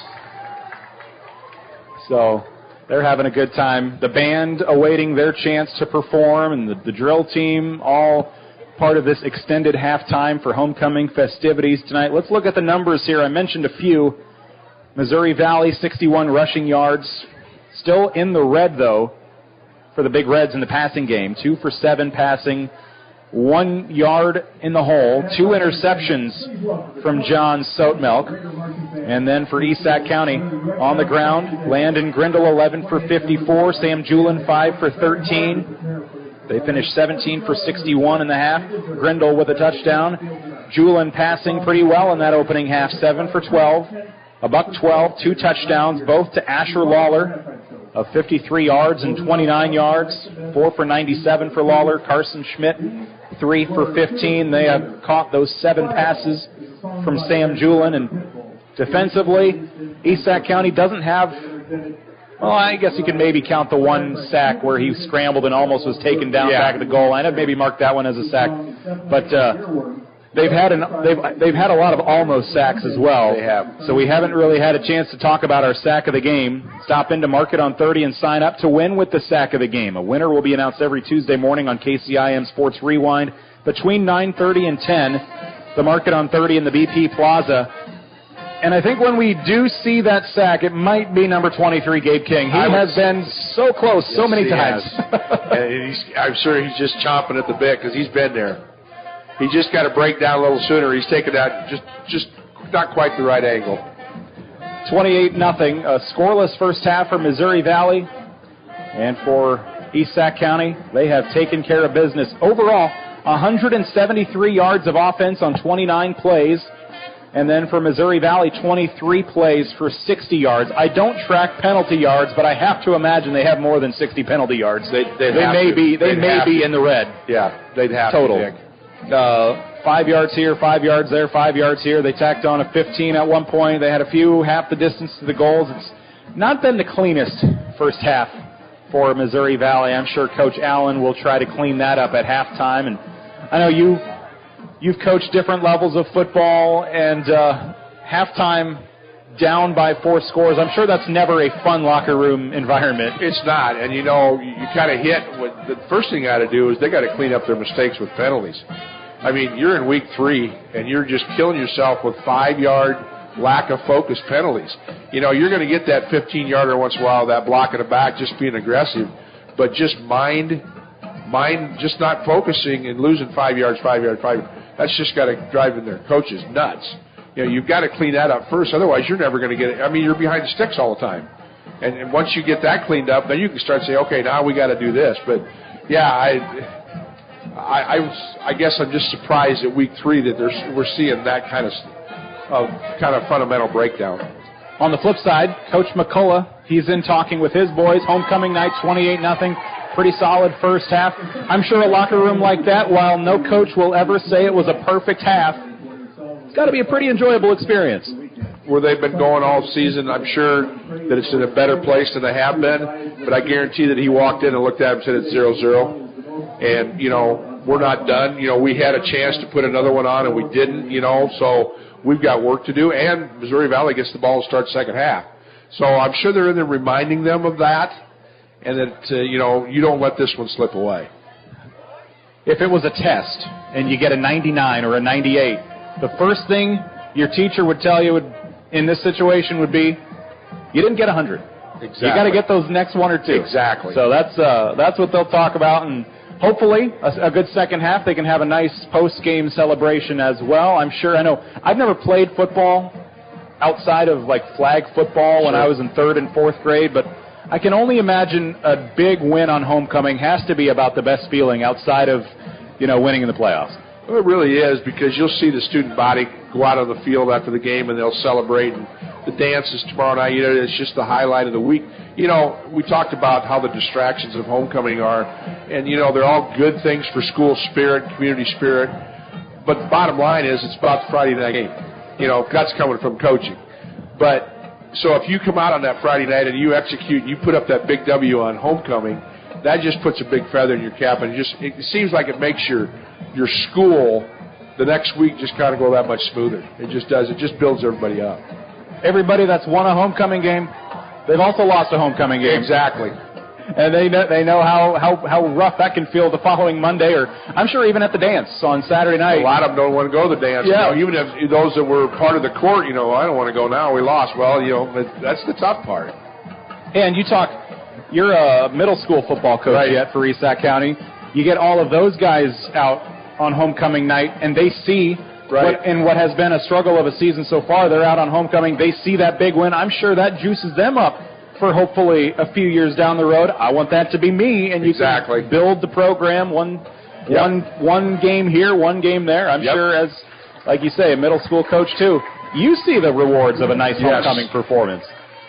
I see we just lost a set of lights, so I'm going to have to disappear for a minute. Sounds good. Mr. Maintenance, he's got to go do some things. We've lost a couple lights down at the far end of the field. So Steve Nutzman, he'll take a break. We will too. And you're listening to the Culver's Halftime Show, celebrating 40 years in business and 12 years in Carroll. Culver's, welcome to Delicious. It's almost like that Super Bowl back in 2013 when they were in the Superdome, I believe, down in New Orleans between the Ravens and the 49ers, the Harbaugh Bowl, and the lights went out. It's not quite that bad. I think we've only lost one set of Muscos.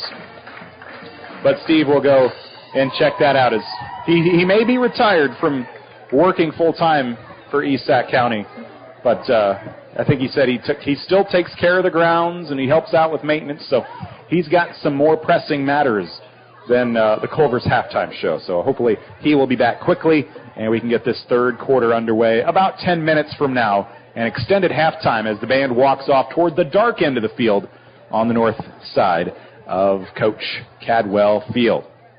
We are live in Wall Lake tonight at the Wall Lake Athletic Complex on 93.7 KKRL. We'll take a quick timeout, and we will be back with more of the Culver's Halftime Show. Culver's, welcome to Delicious. A delicious first half, by the way, for the Esac County Raiders. They lead 28-0 on our Dries Company Eco Water System scoreboard.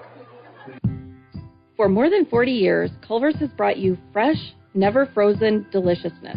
And since 2012, we have been proud to serve the Carroll community. From mouth-watering burgers to our one-of-a-kind custards, our goal at Culver's is simple. Satisfy your hunger with the highest quality products delivered to you with a smile. Whether you are a coach, player, or parent, Culver's is the perfect destination to build team spirit. Come celebrate 12 years in Carroll with us. Culver's, welcome to Delicious.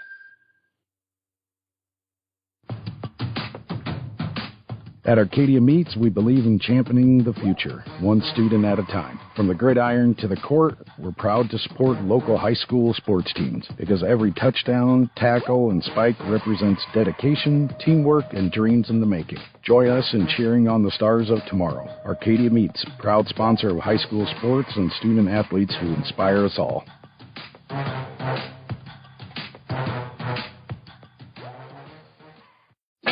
When you buy from a local business, like one of the New Way Auto Group dealerships, the money stays right here in the local community. Supporting local businesses helps our local economy, and that lets us help local organizations, schools, and giving back to our community. Good luck to all players from the New Way Auto Group dealerships with locations in Coon Rapids, Jefferson, and Pocahontas. New Way Auto Group, home of warranty forever. Raccoon Valley Electric Cooperative is a proud supporter of the East Sac Raiders. Raccoon Valley Electric Cooperative is dedicated to providing reliable, affordable, and responsible electricity. Whether watching TV or using the internet, Raccoon Valley's member owners depend on the electricity from Raccoon Valley Electric Cooperative to power their lives and to keep them connected with family, friends, and communities. Raccoon Valley Electric Cooperative is your Touchstone Energy Cooperative. KKRL weather. Cloudy skies tonight with lows around 61. Southeast winds 5 to 10 miles per hour. Overcast tomorrow, high of 80. Lows level off around 62 tomorrow night. Sunshine mixed with clouds at times and dry Sunday and Monday, mid-80s. Sunday, low 80s by Monday. From the Weatherology Weather Center, I'm meteorologist Paul Trombley. See the full forecast and the Brinks Exteriors radar at 93.7kkrl.com. Currently, it's 66 degrees.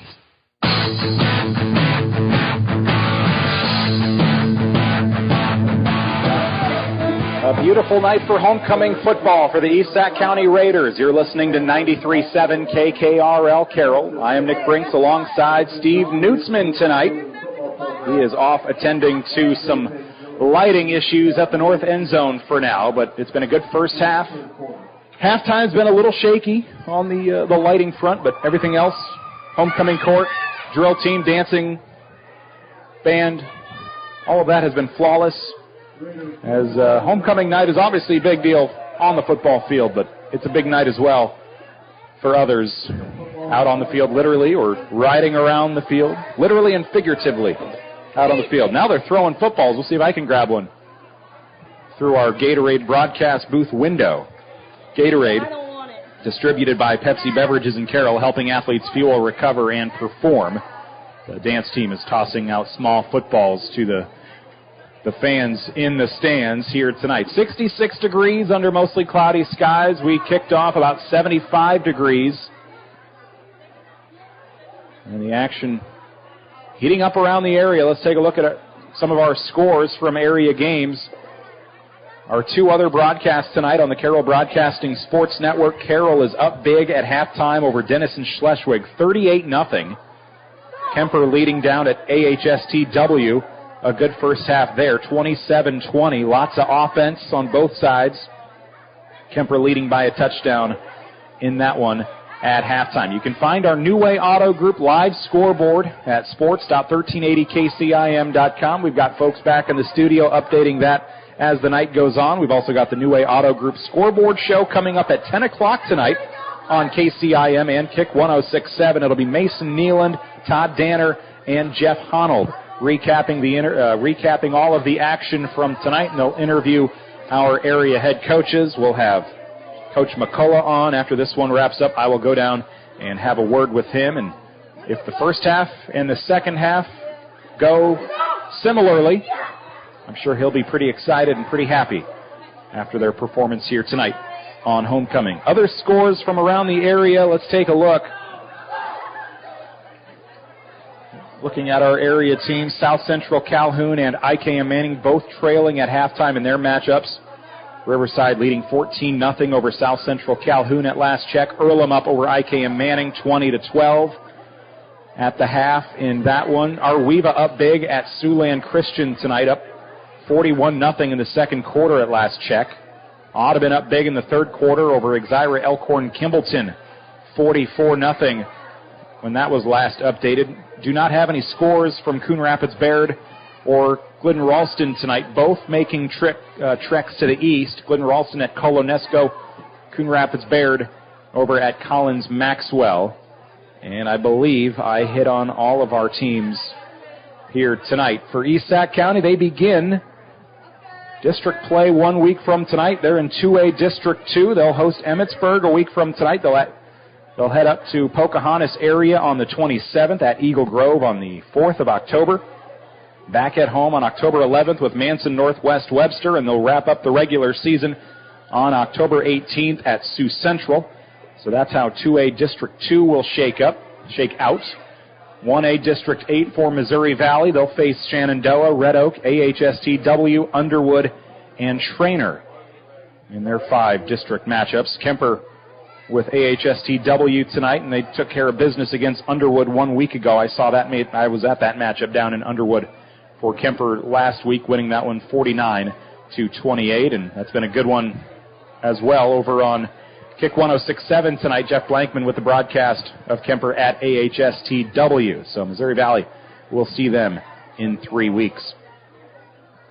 It's the Culver's Halftime Show, celebrating 40 years in business and 12 years in Carroll. Culver's, welcome to Delicious. Players are working their way back out of the locker room and onto the field while they still work on the lights at the north end zone. I'm not sure if it's dark enough down there that we would have a delay, but it's definitely darker at that end zone. But hopefully they can either get it squared away, or maybe somebody's running in a fuse really quickly. Not sure. I'm sure he either knows or he's working on it, and he's hoping to get that taken care of here very shortly. But we'll get this third quarter kickoff in just a few minutes.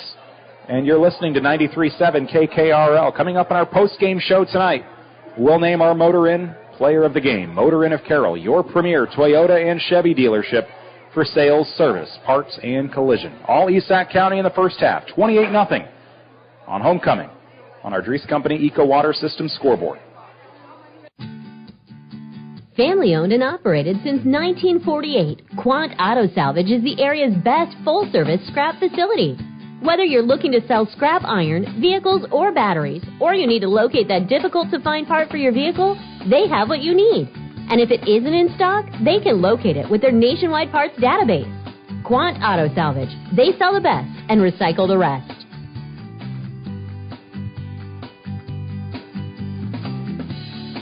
Hi, this is Dr. Mulbauer from McFarland Clinic in Carroll. If you are expecting a baby, our family medicine department is here to help you every step of the way. Our physicians provide prenatal care and services, childbirth, and postpartum care. Your McFarland Clinic family medicine physicians can perform C-sections and VBACs during delivery. Call our family medicine office at 712-792-1500 or visit our website at mcfarlandclinic.com for more information. McFarland Clinic Carroll, here for you and your growing family.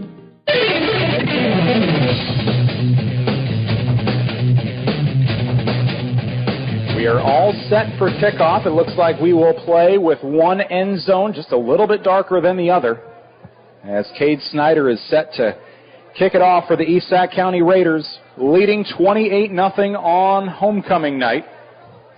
And they will kick off in front of the 50-yard line. So they'll kick it away from the Missouri Valley 45-yard line. They did tack on 15 yards from that penalty that ended the second quarter that we did not figure out what exactly the call was. It'll be a squib from Snyder, and it's just downed right there at the 25 where the Big Reds jump on it.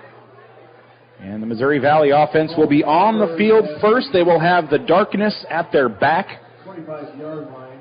as they continue to try to get the lighting back on. It's the light pole on the home side of the field just to the right of our press box. There are 4 big sticks of lights here, 2 on each side. And it's the one on the East Sac County side near the north end zone, right around the 25 or so yard line. That's the one that is not working at the moment. So the Big Reds will have their offense on the field for this first drive, down 28-0.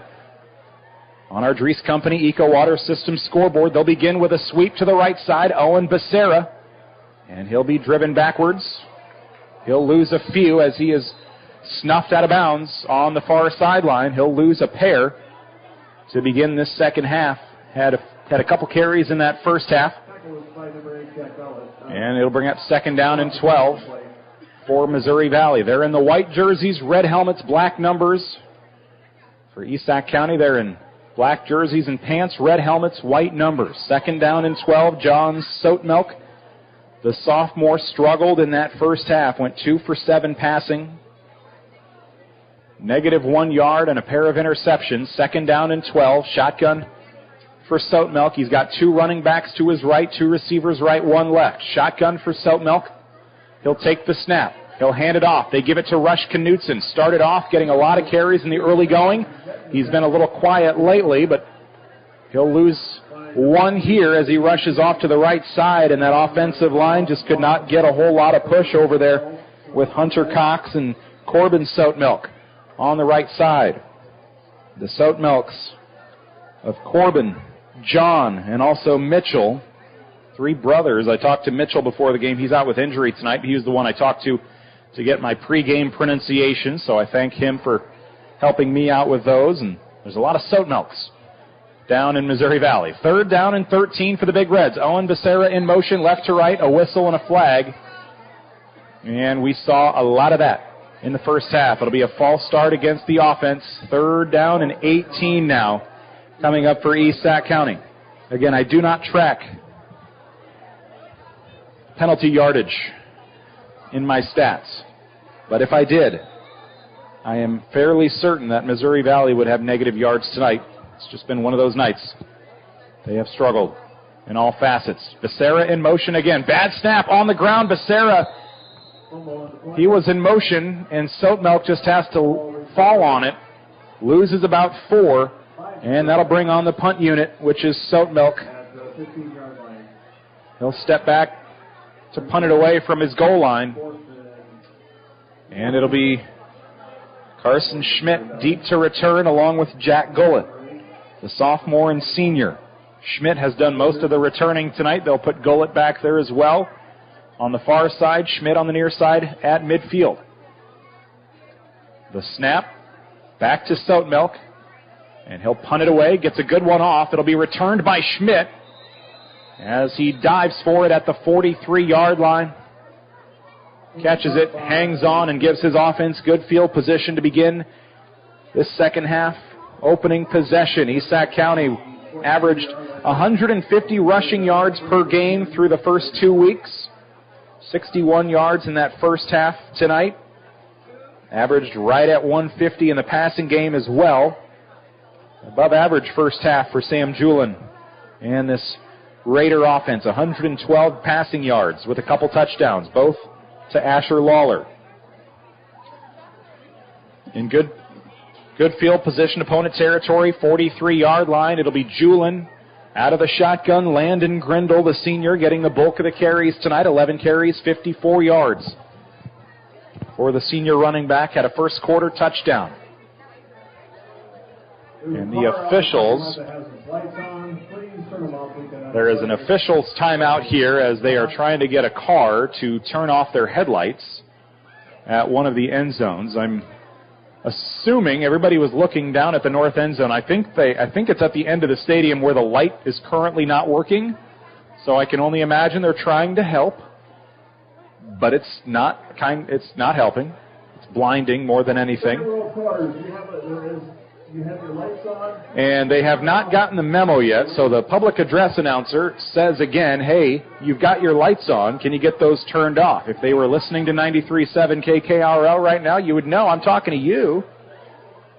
As we've got an official's timeout now, it looks like they've got it squared away. Trips right for the Raiders. 1 receiver left. Julin out of the shotgun. Quick toss over the middle. Looking, and it's intercepted. Intercepted by Owen Becerra. Back the other way to midfield. Alano Greengrass out ahead. 40. 30. Pushed out inside the 30-yard line with a flag down near midfield. 2 flags down near the Raider logo. A nice return on the interception. Owen Becerra steps in front of it. First interception for him this season. And that'll wipe out much of the return as I am assuming that all came after the interception from Sam Julin, his first of the night. First turnover for the Raiders.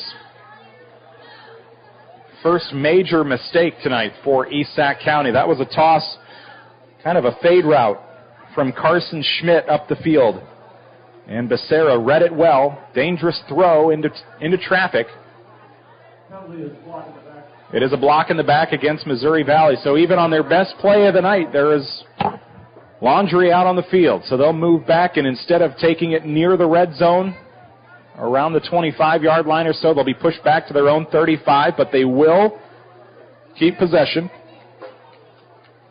And they will actually mark it off at the 45-yard line. That is where the offense of Missouri Valley will trot back out onto the field. You're listening to 93.7 KKRL. Great to be with you tonight from the Gatorade broadcast booth. Gatorade distributed by Pepsi Beverages in Carroll, helping athletes fuel, recover, and perform. Julin with the interception. First of the night. That'll send John Sotemelk, the sophomore, and the Big Red offense back out onto the field with two receivers right, one left, two men in the backfield with Sotemelk. The shotgun snap. Handoff to Rush Knutson. Nothing going on the right side. Reverses to the left side. Doesn't quite get there. And straight back near the quarterback. Knutson is driven down for a loss of 4. So they get their best play of the game on the interception defensively. First play on offense, they lose 4 yards on a run. 41-yard line, they'll have it on their end of the field. 41-yard line, Missouri Valley football. Just behind midfield. 9:36 remaining in this third quarter. 28-0 on our Dries Company Eco Water Systems scoreboard. East Sac County pitching the shutout thus far through 2 quarters and change. Owen Becerra in motion, left slot to the right side. Handoff given to the tailback. It'll be Knutson back to the line of scrimmage if he's lucky. A loss of 1, actually, as it's actually a designed keeper. Sotemelk faked the handoff, kept it himself, and loses 1 back to his own 40-yard line. Missouri Valley football, 3rd down and 15. And actually, it looks like Braden Neal is in at quarterback. So they're going to play their 3rd quarterback in 3 weeks. And Braden Neal will come out in the shotgun. Sotemelk, the running back. Neal rolls out to his left. He's in trouble. A lot of black jerseys, and they'll get there. Back to the 30-yard line. First official sack by my count tonight. Number 54. As they get... Number 74, Gary Grieve for the Raiders. Let's see here. Joey Grieve, the senior, a late addition to the roster. He's the one that comes up with the sack back at the 30. And it's a loss of 10 for Neal, who comes in to play quarterback here in this second half. And now they'll have to punt it away. John Sotemelk back at his own 18. Carson Schmidt, the sophomore, to return. Flag down. They almost block it. And it'll take a hop on the near sideline, out of bounds at the 45-yard line. Flag down at the snap. It was 4th down and 25 to go after the interception. So we await the flag. And it will be against the offense. It'll be declined by East Sac County. And Missouri Valley's defense will come back on the field. East Sac County with their offense out there. They'll try to wipe away that opening drive interception for this second half, second possession. Haven't made too many major mistakes tonight outside of that interception 1 drive ago. 2 receivers to the right. Julin lines up in the shotgun. It's Landon Grindle to his right. Asher Lawler one-on-one on the far sideline. Shotgun for Julin. They'll bring pressure. Handoff to Grindle. He'll get back to the line of scrimmage, and that is about it as he sweeps off to the left and picks up 1. Grindle's 12th carry of the ball game. He's got 55 yards and the touchdown in that opening quarter. Second down and 9 for East Sac County. They'll host Emmetsburg next week. That game will open district play for the Raiders. 2A District 2, along with Pocahontas area, Eagle Grove, Manson, Northwest, Webster, and also Sioux Central. Second down and 9 for the Raiders. Trips to the right. Lawler off to the left on an island. Second down and 9. Julin looking right, airing it out at the line of scrimmage. Caught by Schmidt. He'll cross midfield, hit hard at the 48-yard line. He'll pick up 5 on the catch and run. A bit of a screen pass out to Schmidt. They've used him in the short passing game tonight. He's got 4 catches for 20 yards. 5, 3, 7, and 5 yards on his 4 receptions.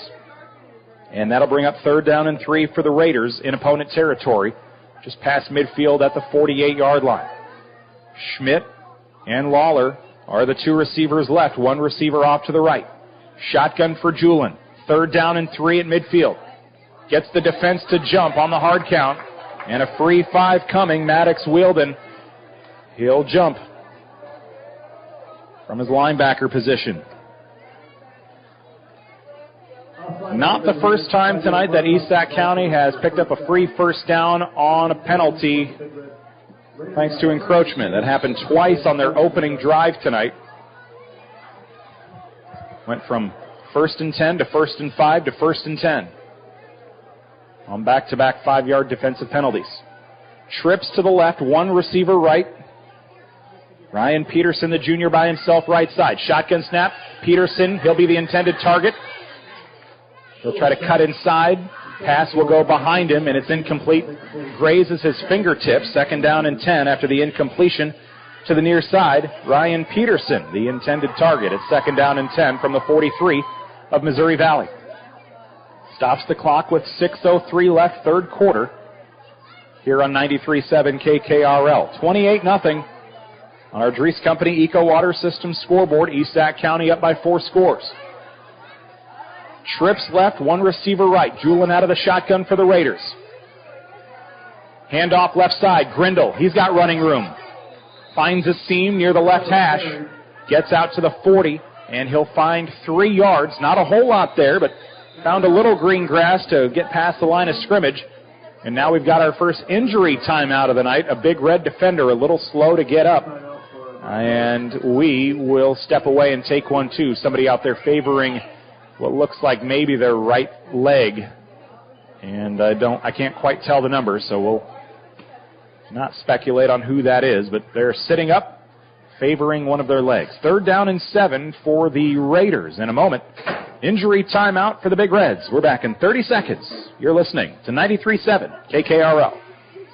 Did you know if you experience a sports injury, Loring Hospital in Sac City has an experienced team that can get you back in the game. With the team approach at Loring Hospital, our physical therapist can provide you the one-on-one personalized rehabilitation you may need. At Loring Hospital, we help athletes of all ages be the safest and best they can be. For more information, call Loring Hospital in Sac City at 712-662-7105. Loring Hospital, extraordinary care right here.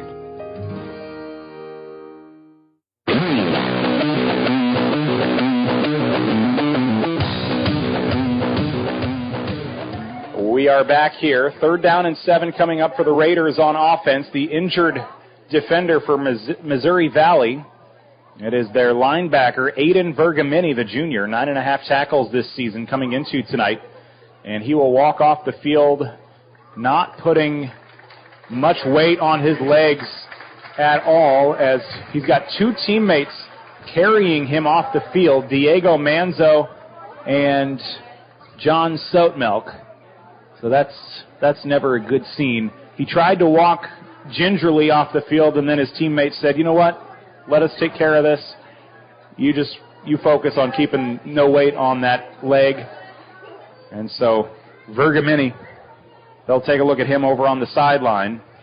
But while you were out working on the lights, which you got working again, so it sounds like you've got a temporary fix anyway. So far.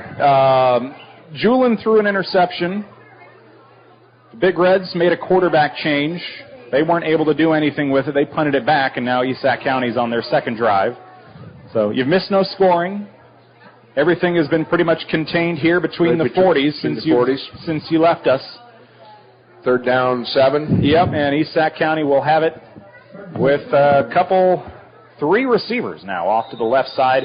Peterson, the lone man, right shotgun for Julin. Grindle in the backfield again. Raiders have 3rd down and 7 at their opponent 40. Julin spins out to the left side. Tosses, has a wide open Jack Gullett to the 20, to the 10. He's got a blocker and a touchdown. East Sac County. Touchdown with 5:41 to go in the 3rd. 40 yards out. Wide open. They were waiting for you to get back in the booth to score their 5th touchdown of the night.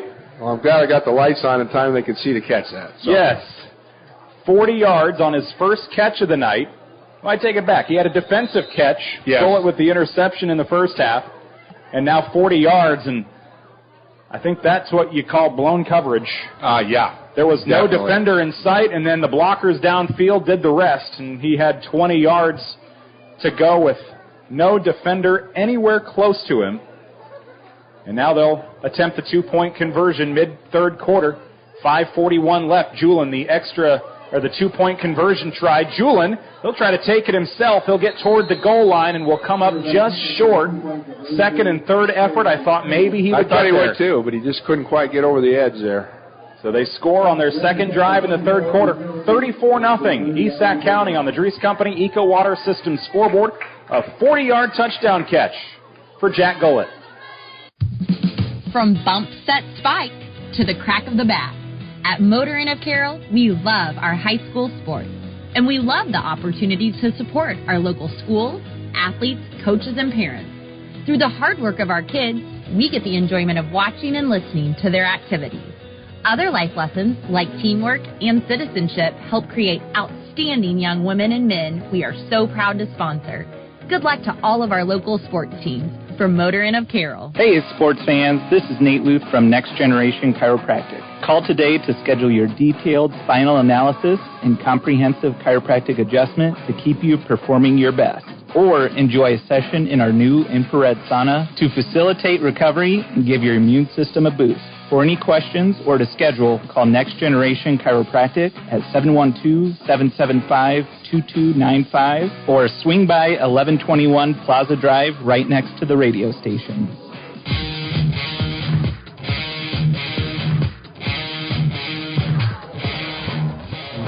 A 40-yard touchdown catch for the Raiders. It's Jack Gullett's 2nd of the season. Had one a week ago, a 33-yarder, a 40-yarder here tonight, mid-3rd quarter, and the Raiders lead this one 34-0 on homecoming night, and the kick coming from Cade Snyder, the junior. The low kick will right in a good spot. It'll hop at the 28, scooped up one-handed by Owen Becerra at the 20, 25, 29-yard line is where he'll be tackled. And then a lot of players falling after the whistle with blockers still engaged, but no flags. First time tonight, maybe. 1st down and 10 for Missouri Valley. They'll have it at their own 30. But yeah, in that 3rd quarter, I noticed they brought in Braden Neal, the sophomore, to play quarterback. So they handed it off to Soap Milk as a runner on a play. And we'll see if Soap Milk's back in at quarterback and there is an injured Raider on the kickoff, so we will take an injury timeout. You're listening to 93.7 KKRL. A clean first half injury-wise. We've now had one on each side here in the 3rd quarter. We'll take a 30-second timeout, and we're back in a moment. You're listening to 93.7 KKRL. 34-0 East Sac County, mid-3rd quarter. From footings to framing to finish, for farm, home, or commercial, Wall Lake Lumber Company has been proud to help our communities grow. With 4 convenient locations and one of the largest building material inventories in the area, we are sure to be able to fill all your building needs. From project design and estimating to friendly advice, we can't wait to be part of the process for you. Wall Lake Lumber, with locations in Wall Lake, Lakeview, Odebolt, and Carroll. We're not your grandpa's lumber yard.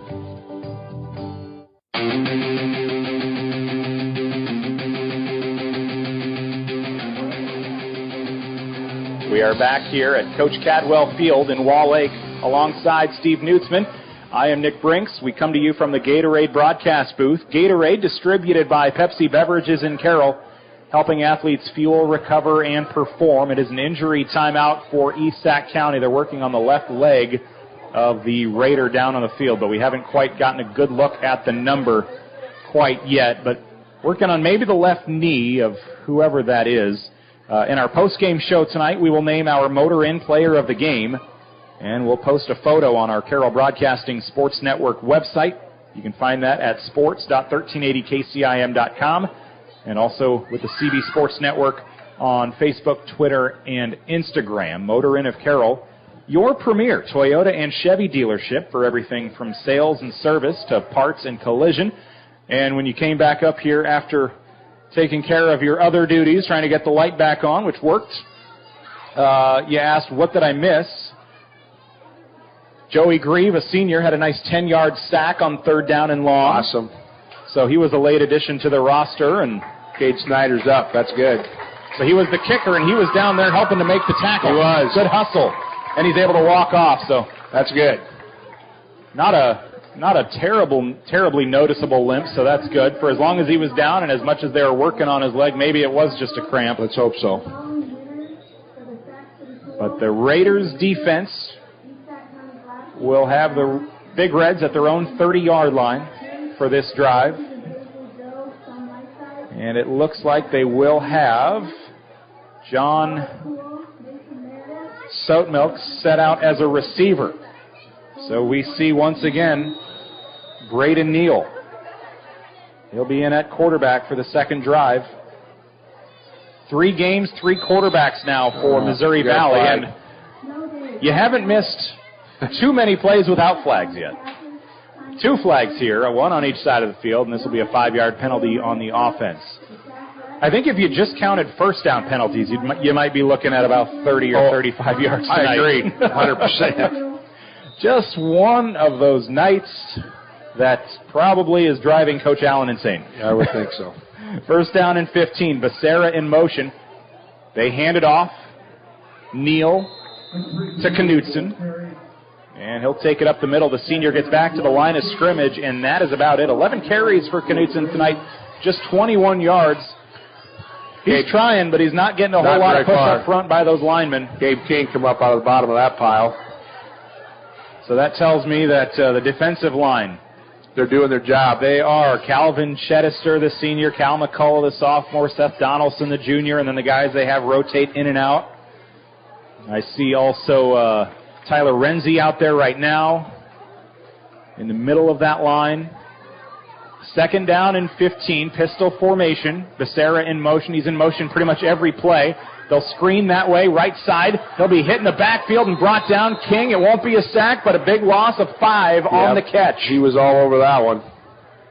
First completion from Neal here in the second half, and it goes to the right side for Becerra out on the screen pass. And this kind of sums up the night for the passing game of Missouri Valley. Becerra has 3 catches for -6 yards, 1 for positive yards tonight. Yep. They have not had a whole lot in front of them. And the 2 completions, they've had 2 completions behind the line of scrimmage, and they've had a 4-yarder as well. Third down and 20 now for Neal. Out of the shotgun, he'll look to throw. Pumps left, pumps right, rolls out, steps up, takes off and runs with it. He's out of bounds, shoved out shy of the original line of scrimmage. Someone lost a helmet. Looks like Brooks Ludwig lost a helmet. He'll come off as the punt unit comes on. The crazy part was Brooks was over in on that tackle. He just forgot the helmet and kept going. That'd be Brooks. So the quarterback keeper, Neal, did a nice job evading the pressure. Made something out of nothing at least and picked up at least a few yards. 6 yards, 4th and 14. And we'll see John Sotemilk punt it away once again, standing back at his own 15-yard line. And as he has done all of tonight, Carson Schmidt stands deep to return from his own 40. 34-0 Raiders. Short kick. Downs at the 47. Takes a nice hop, though, back inside the 40 to the 37. And that is where the Raider offense will come onto the field. They would have loved to get that 2-point conversion on the last drive for the 35-point continuous clock. Now they've got that little extra pressure here on this third drive of the third quarter. They've scored once since halftime on the last drive, a 40-yard touchdown pass to a wide-open Jake Gullett. It was about a 20-yard pass, and then Gullett and his blockers did the rest. No defender got within 5 or 7 yards of him the whole way. Not the whole way. And now they'll come back out onto the field here. First down and 10 for the Raiders. Up 34-0 on the Dries Company Eco Water Systems scoreboard. They'll work it toward the north end zone with a receiver to the left, 2 right, shotgun for Julin and Grindle in the backfield. Julin surveys the defense, takes the snap, handoff up the middle. Grindle breaks a tackle, far sideline, out near a first down. May have it just shy of midfield. They'll say he stepped out a few yards shy. 44-yard line, pickup of 7, and a nice run from Grindle. He got off to a nice start, had 2 or 3 runs over 8 to 15 yards early in the ball game, but he's been kind of quiet since. They'll take it for 7 here. That was a really good run. That was contested, and he did a nice job. Shook off at least one tackler, and then it was that second and third line of defense that brought him down after a pickup of 7 to the 45-yard line. 14 carries for Grindle tonight, 66 yards and a touchdown. Second down and 2. Grindle in the backfield again. The motion man fakes the snap, or fakes the handoff. It's Julin taking off and running with it after the fake to Schmidt there. Must be first down. He did get enough. He picked up 2. 2 and a quarter, and he just needed 2. That'll move it to the 47. Clock will continue to wind. 3.5 to go, and the Raiders here content to work the ball on the ground here. If they aren't quite at 35, they want that clock to keep moving anyway. I would think maybe put together a sustained drive here and just grind it down. That's the thing. For as well as they've played tonight on offense, it doesn't really feel like it's been the sustained drives that have been doing it. It's been big splashy plays. Here's the snap. Julin airs it out near sideline. A nice wheel route to the 30, 20, Schmidt, 10, 5. Touchdown. Carson Schmidt, a flag down at the end of the play. 53-yard touchdown, and another flag in the backfield as well. That would be on our quarterback, I'm afraid. It was right where he was standing. So it's a 53-yard touchdown for a moment. Now we wait to see if there was a hold as well. There are 2 flags down. It looked like maybe one flag came out at the end of the play. There are 2 Raiders back at the line of scrimmage, back at the 40. Everybody else is down around the 30, just trying to figure out which. Nope, they're coming back, they say. So that'll be the second 35-plus yard touchdown wiped off tonight. And they will be offsetting penalties, too. That's just insult to injury at that point. No kidding. Wow. So it was a hold on the offense, and that just takes away a beautiful pass. That was perfect ball. They had Schmidt on a wheel route, got out in front of his defender, and took it all the way. But you couldn't draw up any better than what that was. You hit him right in stride. So that'll be the second called back touchdown tonight. If Schmidt doesn't score, he'll have that highlight playing in his memory for years. For a long time. First down and 10 back at the 47, so they'll act as if it never happened. Raider football. They'll empty out the backfield with everybody but Grindle. 2 receivers on each side. Shotgun for Julin from their own 47. They hand it. They fake it. Julin takes off. Backwards pass left side, and now it's Schmidt with a big run to the sideline. Off to the 35-yard line. Won't get all the way there, but a nice pickup of 18 yards, and that'll be a lateral. Nice execution on that option there, too. Good pitch. Schmitty was going full speed. Grindle didn't. People thought Grindle had the ball. It was a good job. He had me faked out for a moment. Yeah, he did. 35-yard line now of Missouri Valley. Raider football. 2:45 left. Got out of bounds. That stops the clock while they reset the sticks. It's a 34-0 lead for the East Sac County Raiders on homecoming night. 28-0 at the half. They've scored once here in the third. They're looking for another. First down and 10. Julin out of the shotgun. Man in motion to the right side. That's Schmidt. Flag down. Julin under pressure. Steps up. Takes off and runs. Another flag.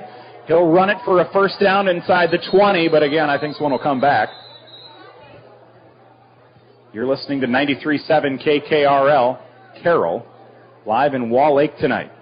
East Sac County looking for a score that would give them continuous clock. 2:36 left in the third, and this first down run will likely be coming back. Flags on both sides. One on the far sideline, one on the near sideline. Illegal shift on the offense. And holding on the offense. So while it wasn't a touchdown, the Raiders have had some nice plays tonight. They really have. Not count. Let's see, a 53, a 37. On 3 plays, they've had 100 yards of offense called back. Yep, wiped out. Meanwhile, the Big Reds, they would love 100 yards. They're at 39 right now. It's just been a tough night on offense. That means East Sac's defense, they've had their number. First down and 20 now, back at the 45. 4 receivers for East Sac County at the Missouri Valley 45. Julin out of the shotgun. They'll hand it off to Grindle. He'll take off left side, shakes the tackler. Here's the Jets to the 20, 10, 5, touchdown. He got about 15 yards down the field, and he turned up the wick. And now we look to make sure there are no flags. That's what I was looking for. Second touchdown of the night. This one a 45-yarder from Landon Grindle. Second touchdown. He's over 100 yards on the ground. And for having 2 touchdowns called back, they've scored on both drives. They have. Just a couple plays later. So now they will have continuous clock. 40-0 is our score. East Sac County with the lead. And a 2-point try coming here late in the third quarter. 2:27 left in the third. It was a 45-yard run from Grindle. Complete. Good. And they will toss it into the end zone. Gabe King. 2-point try, 42-0. Yep, Julin the King. On homecoming. It's all Raiders tonight on our Dries Company Eco Water System scoreboard, and you're listening to 93.7 KKRL. UTVs have been around for over 20 years, but they're still evolving, and with them now being legal on Iowa roads, usage has evolved as well. Whether you're commuting to work, gravel traveling with friends, or hitting the most beautiful riding spots in the country, Olson's Outdoor Power has the right Polaris, Can-Am, or Kawasaki for you. On top of that, we have the turn signals, mirrors, and tires to make your UTV more comfortable and safer. Stop by today at Olson's Outdoor Power, your one-stop service and equipment shop, with locations in Atlantic and Carroll. At Carroll County Solid Waste, we deliver environmental services together because, like all teams, together, everyone achieves more. We all enjoy a snack and a drink when cheering for our favorite team. When finished, be a team player. Put your bottles and cans in the recycle bin and your empty food packaging in the trash. Visit our website at carrollcountylandfill.com for details of how to be part of the recycle team. Because together, we're stronger. We're Carroll County Solid Waste, wishing our area athletes a safe and successful sports season.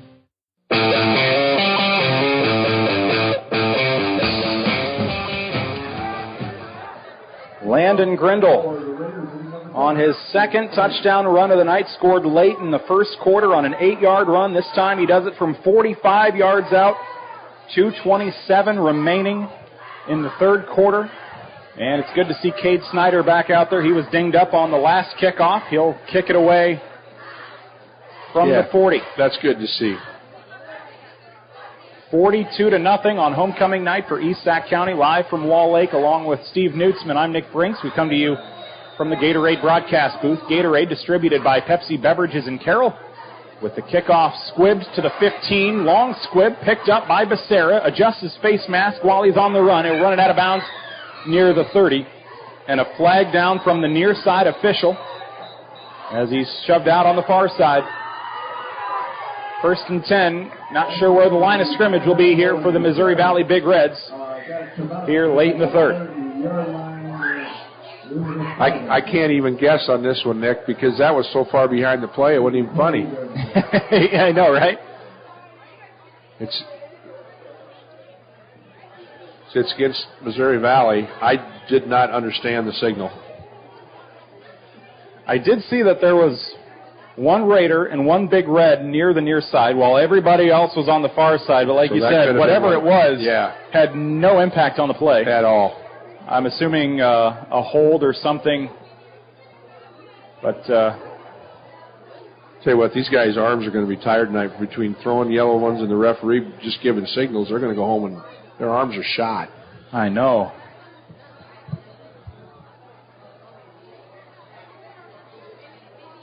And they'll mark it off. And they'll move back 10 here. Inside the 20, back to the 18-yard line. So you've got the official putting up his arms for touchdowns so much, and then you've got everybody else getting workouts, throwing flags all over the place.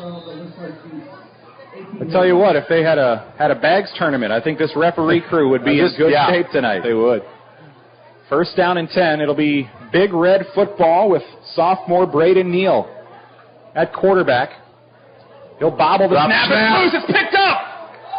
Still loose. I think Julin had a good shot at maybe a scoop and score, but I do think Braden Neal was able to get back on it, and a Raider is down. I think that's one of those times where the Raiders were maybe thinking 6. Yeah, definitely. And instead of just jumping on it, they don't come up with the loose ball, and actually the third person to get back to the football is the one that is able to recover it. So it'll just be a loss of about 10 on the recovery by Neal. And again, an injury for the Raiders. It'll be second down and 10 for Missouri Valley when we return. Injury timeout with 2 minutes to go in the third quarter. 42-0 ESAC with the lead on homecoming. Back in a moment. You're listening to 93.7 KKRL.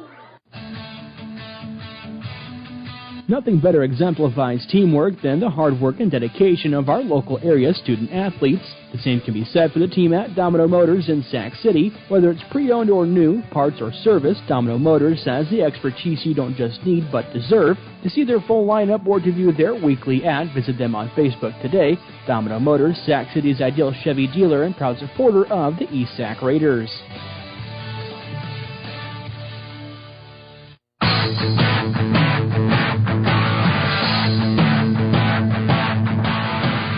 Gabe King was the injured Raider, but he's able to run off the field. Good to see there. Might have just gotten the wind knocked out of him. I feel like there are plays where you see a big hit and I get the wind knocked out of me just watching plays. Exactly. I can't imagine what these guys go through. But he runs off, almost has a smile on his face. Neal and the Big Red offense back out there for second down and 10. Braden Neal, again, their third quarterback this season, playing here in the third quarter with Becerra in motion, and we've got flags again. I'm a big NASCAR fan, and I've never seen a race with this many yellow flags. I have, yes. A lot of restarts. They'll move back 5, and they're back to about the 5 now.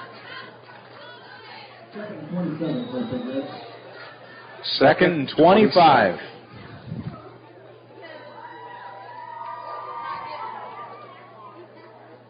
So now Becerra in motion again. They'll dump it off to him in the backfield, and he'll be spun down at the line of scrimmage. A big tackle from the Raiders, an arm tackle by Lawler, and I think if Lawler didn't get him, I do think Becerra might have had some nice yards down the near sideline. He was looking, definitely. He picks up a couple, but that'll bring up third down and long. Fourth catch of the night for Becerra. And still in the red for yardage, but he did pick up a couple that time. From their own 6, they call it a 1-yard pickup. Third down and long. Neal will hand it off to Rush Knudsen. Shakes off the first tackler. Second and third wave. They're able to bring him down. Reef Langford, a sophomore, in for good measure. He spins in at the end as he runs out to the 19-yard line. A 12-yard pickup for Knudsen. Nice run from him, but Still 4th and long, 9 to go, under a minute left in the third quarter. That was a really nice run. The problem was they had 25 yards to go. Yeah, I know, right? Normally, you're pretty happy with a 12-yard run. That's moving the chains. Still 4th and 9. And the offense will appear to go for it deep in their own territory.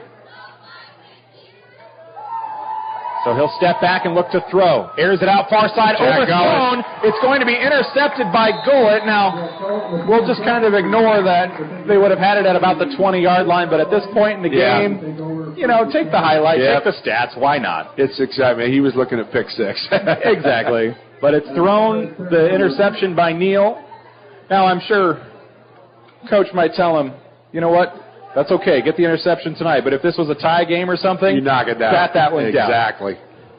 But you know what? As a defender, if the ball is coming to you and nobody is even remotely close on offense, like, I don't know how you can mentally tell yourself, don't catch it. Exactly. It's just that's a natural reaction. But they will have it with 3 seconds left in the third quarter in Big Red territory at the 38-yard line. Third takeaway from this defense tonight. And that's Gullett's second interception. Also has a 40-yard touchdown catch tonight. His only catch of the night. So every time he touches the football, something good happens for East Sac County. 2 receivers on each side, 1st and 10. Shotgun for Julian, handoff up the middle. Grindle with that 45-yard touchdown on the last run. He'll run out the clock up the middle with a 5-yard pickup. 16 carries for Grindle. 116 yards, 2 touchdowns. The Raiders lead it after 3. 42-0 over Missouri Valley on our Dries Company Eco Water System scoreboard. We head to the fourth quarter in 1 minute on KKRL. 1 gig capable network and over a century of service. Hornbolt Telephone in Wall Lake is more than just phone. Serving Wall Lake, Lakeview, Sac City, Lytton, and Early with over 90 digital cable TV channels, fiber optic internet speed with unlimited data usage and no contract. We're Hornbolt Telephone, and we're powered by fiber optics so you can do more. Find us on Facebook, call us at 712-664-2221, or visit us on the web at hornbolttelephone.com to see what we can do for you. Go Raiders! Few people know as much about truck maintenance and repair as RJV Transport and Diesel Repair. Hi, it's Big Pete. As an owner-operator, I understand how crucial it is to get your truck back on the road. Our technicians have the knowledge to get it done right. With competitive shop rates and good old-school experience, we're here to keep you rolling smoothly. Plus, we are one of the only shops in the area certified to do hazmat tanker inspections. RJV in Westside, 663-4500, or call my wife, Sarah, at 790-4543.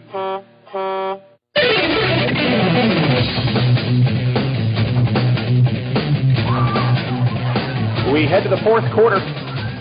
East Sac County jumped out to a 14-0 lead in the first quarter, and they have outscored Missouri Valley 14-0 in all 3 quarters tonight. Continuous clock here in the fourth. Julian out of the shotgun, screen pass, right side, toss to Schmidt. And Schmidt with the ball free at the end, I believe. That'll be a fumble. Yep, and Missouri Valley's got it. He caught it and ran for about 10, had the first down, but it got poked out at the end. And Schmidt will fumble it away. Second turnover in the second half for East Sac County. Missouri Valley will have it now at their own 25-yard line. 11:51 remaining. And even though there has been continuous clock, it has not felt like it for the past few minutes with flags and now a turnover, the quarter break. East Sac County was just hoping they could make a quick fourth quarter, and that's not how they wanted to start the fourth. First down and 10. Braden Neal, the quarterback. He'll hand it off to Rush Knutson. And Knutson. Good team defense. Good team defense. We had 4 or 5 guys all over the ball. He gets stood up at the line of scrimmage. He kept his legs churning.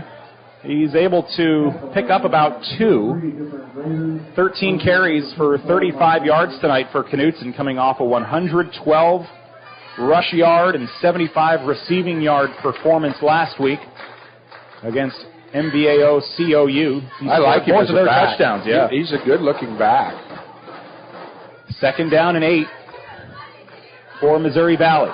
Neal out of the shotgun with Rush in the backfield. They'll hand it to him. He'll run off to the right side. Breaks 1 tackle. Breaks 2 tackles. And now Reef Langford, the 3rd one there. He's the one that brings him down. I think Lawler comes in to help too. And he'll get near the 1st down, maybe a yard shy. He'll pick up 7. And that was just Rush. It was. It was all keeping him. Those legs turning. Boy, it's nice to see some of these younger players get some time in there, and get some experience. That really going to help down the road here. 3rd down and 1 for Missouri Valley. They've been shut out tonight. They've been outgained offensively 310 to 51. And they've got 3rd down and 1 here out of the pistol with Braden Neal. 3rd down for the Big Reds. Hand off again to Knutson. He'll have the 1st down. He's out near midfield, still on his feet to the 49-yard line. 15-yard pickup.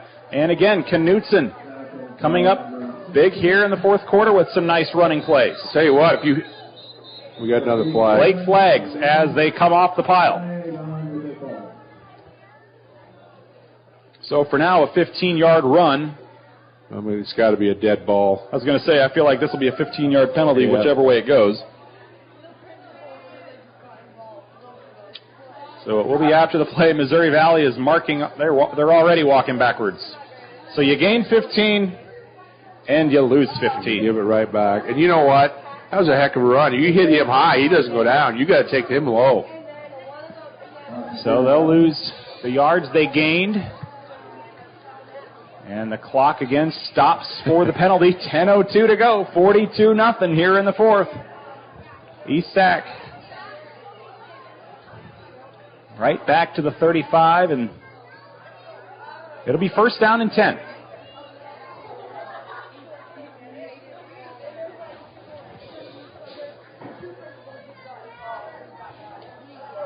Missouri Valley out of the shotgun with, again, Braden Neal.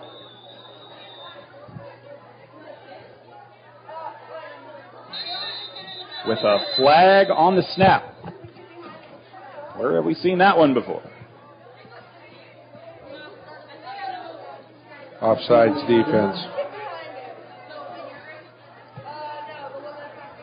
So they'll get 5 back, and they'll mark it off to the 40-yard line. In our post-game show tonight, we'll name our Motor Inn player of the game, Motor Inn of Carroll, your premier Toyota and Chevy dealership for sales, service, parts, and collision. 1st and 5 for Missouri Valley. 10 minutes remaining. Clock stopped again. Neal runs left, designed run. Now he'll take off right side. Tries to shake off his tackler. Crosses the 40 to the 42-yard line. He'll pick up 2. And it'll be 2nd down and 3 after the Braden Neal run. Nick, I had to smile on that last penalty. The umpire has walked back so many times. He was starting to walk back 5, and the referee had to turn him around. Yep. It was kind of comical to watch. 2nd and 3 for Missouri Valley. It has been that kind of night where you just kind of assume the flag's going the other way. Yep. So the Big Reds have the football, down 42-0. They don't seem to be in a whole lot of hurry to try to move either. They'll send 3 receivers bunched out to the left. Neal looks that way. Pump fakes. He's in trouble. Flushed out, runs with it.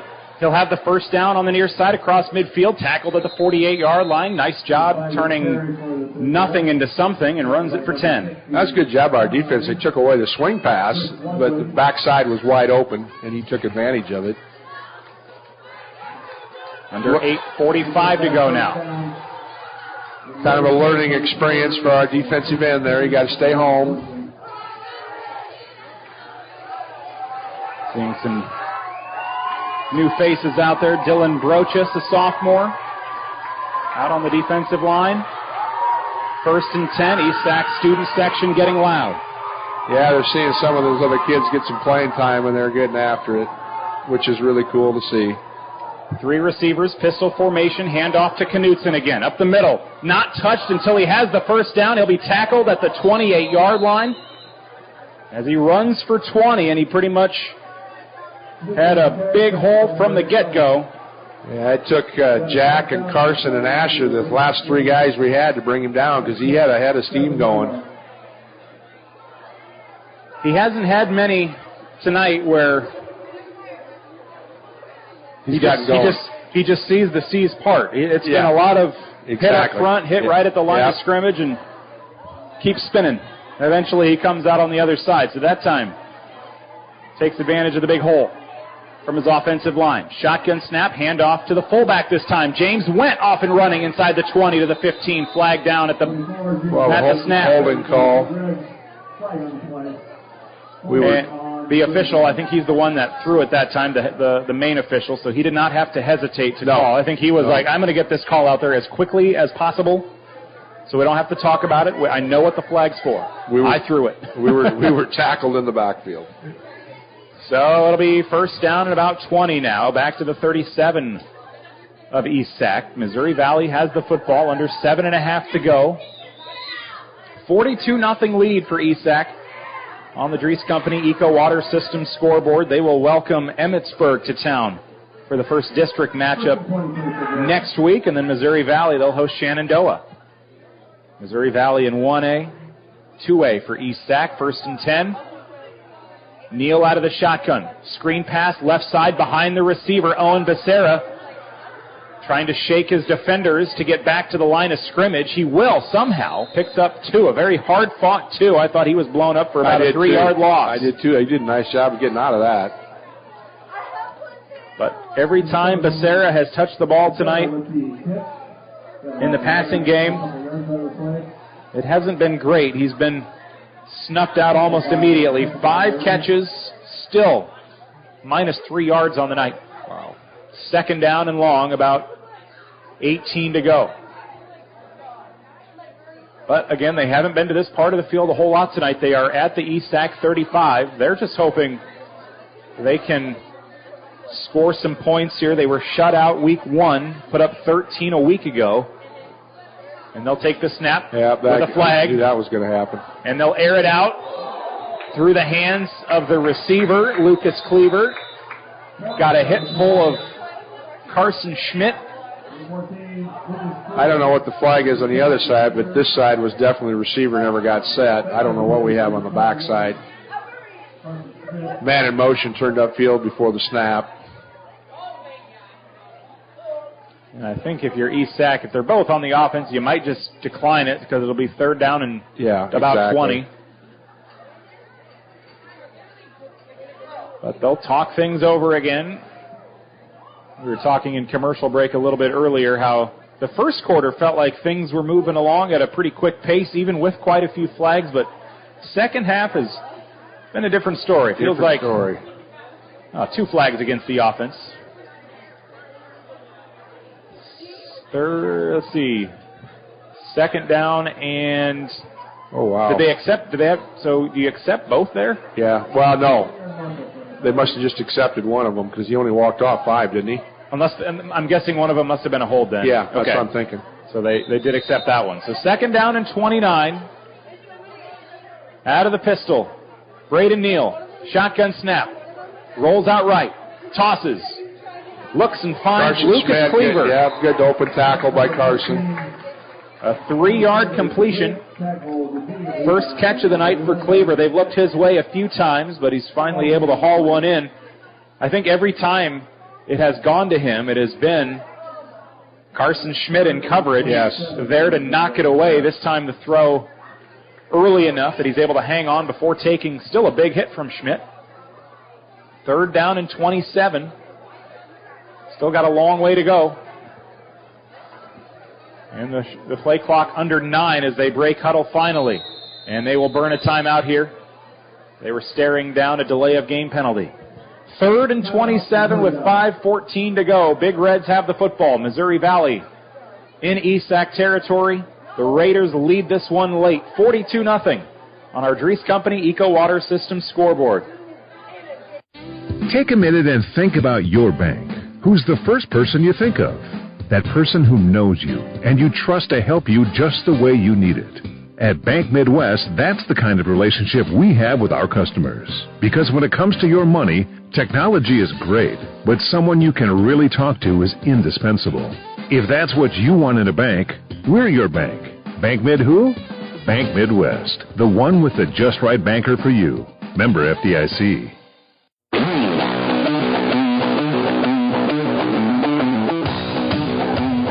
Midway through the fourth quarter here in Wall Lake, homecoming going well for the East Sac County Raiders.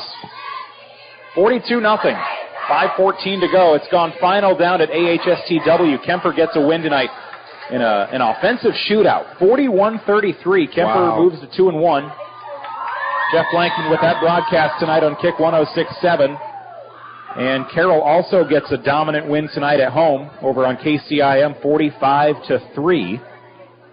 So this will be at least, 2 weeks in a row I've had the long game.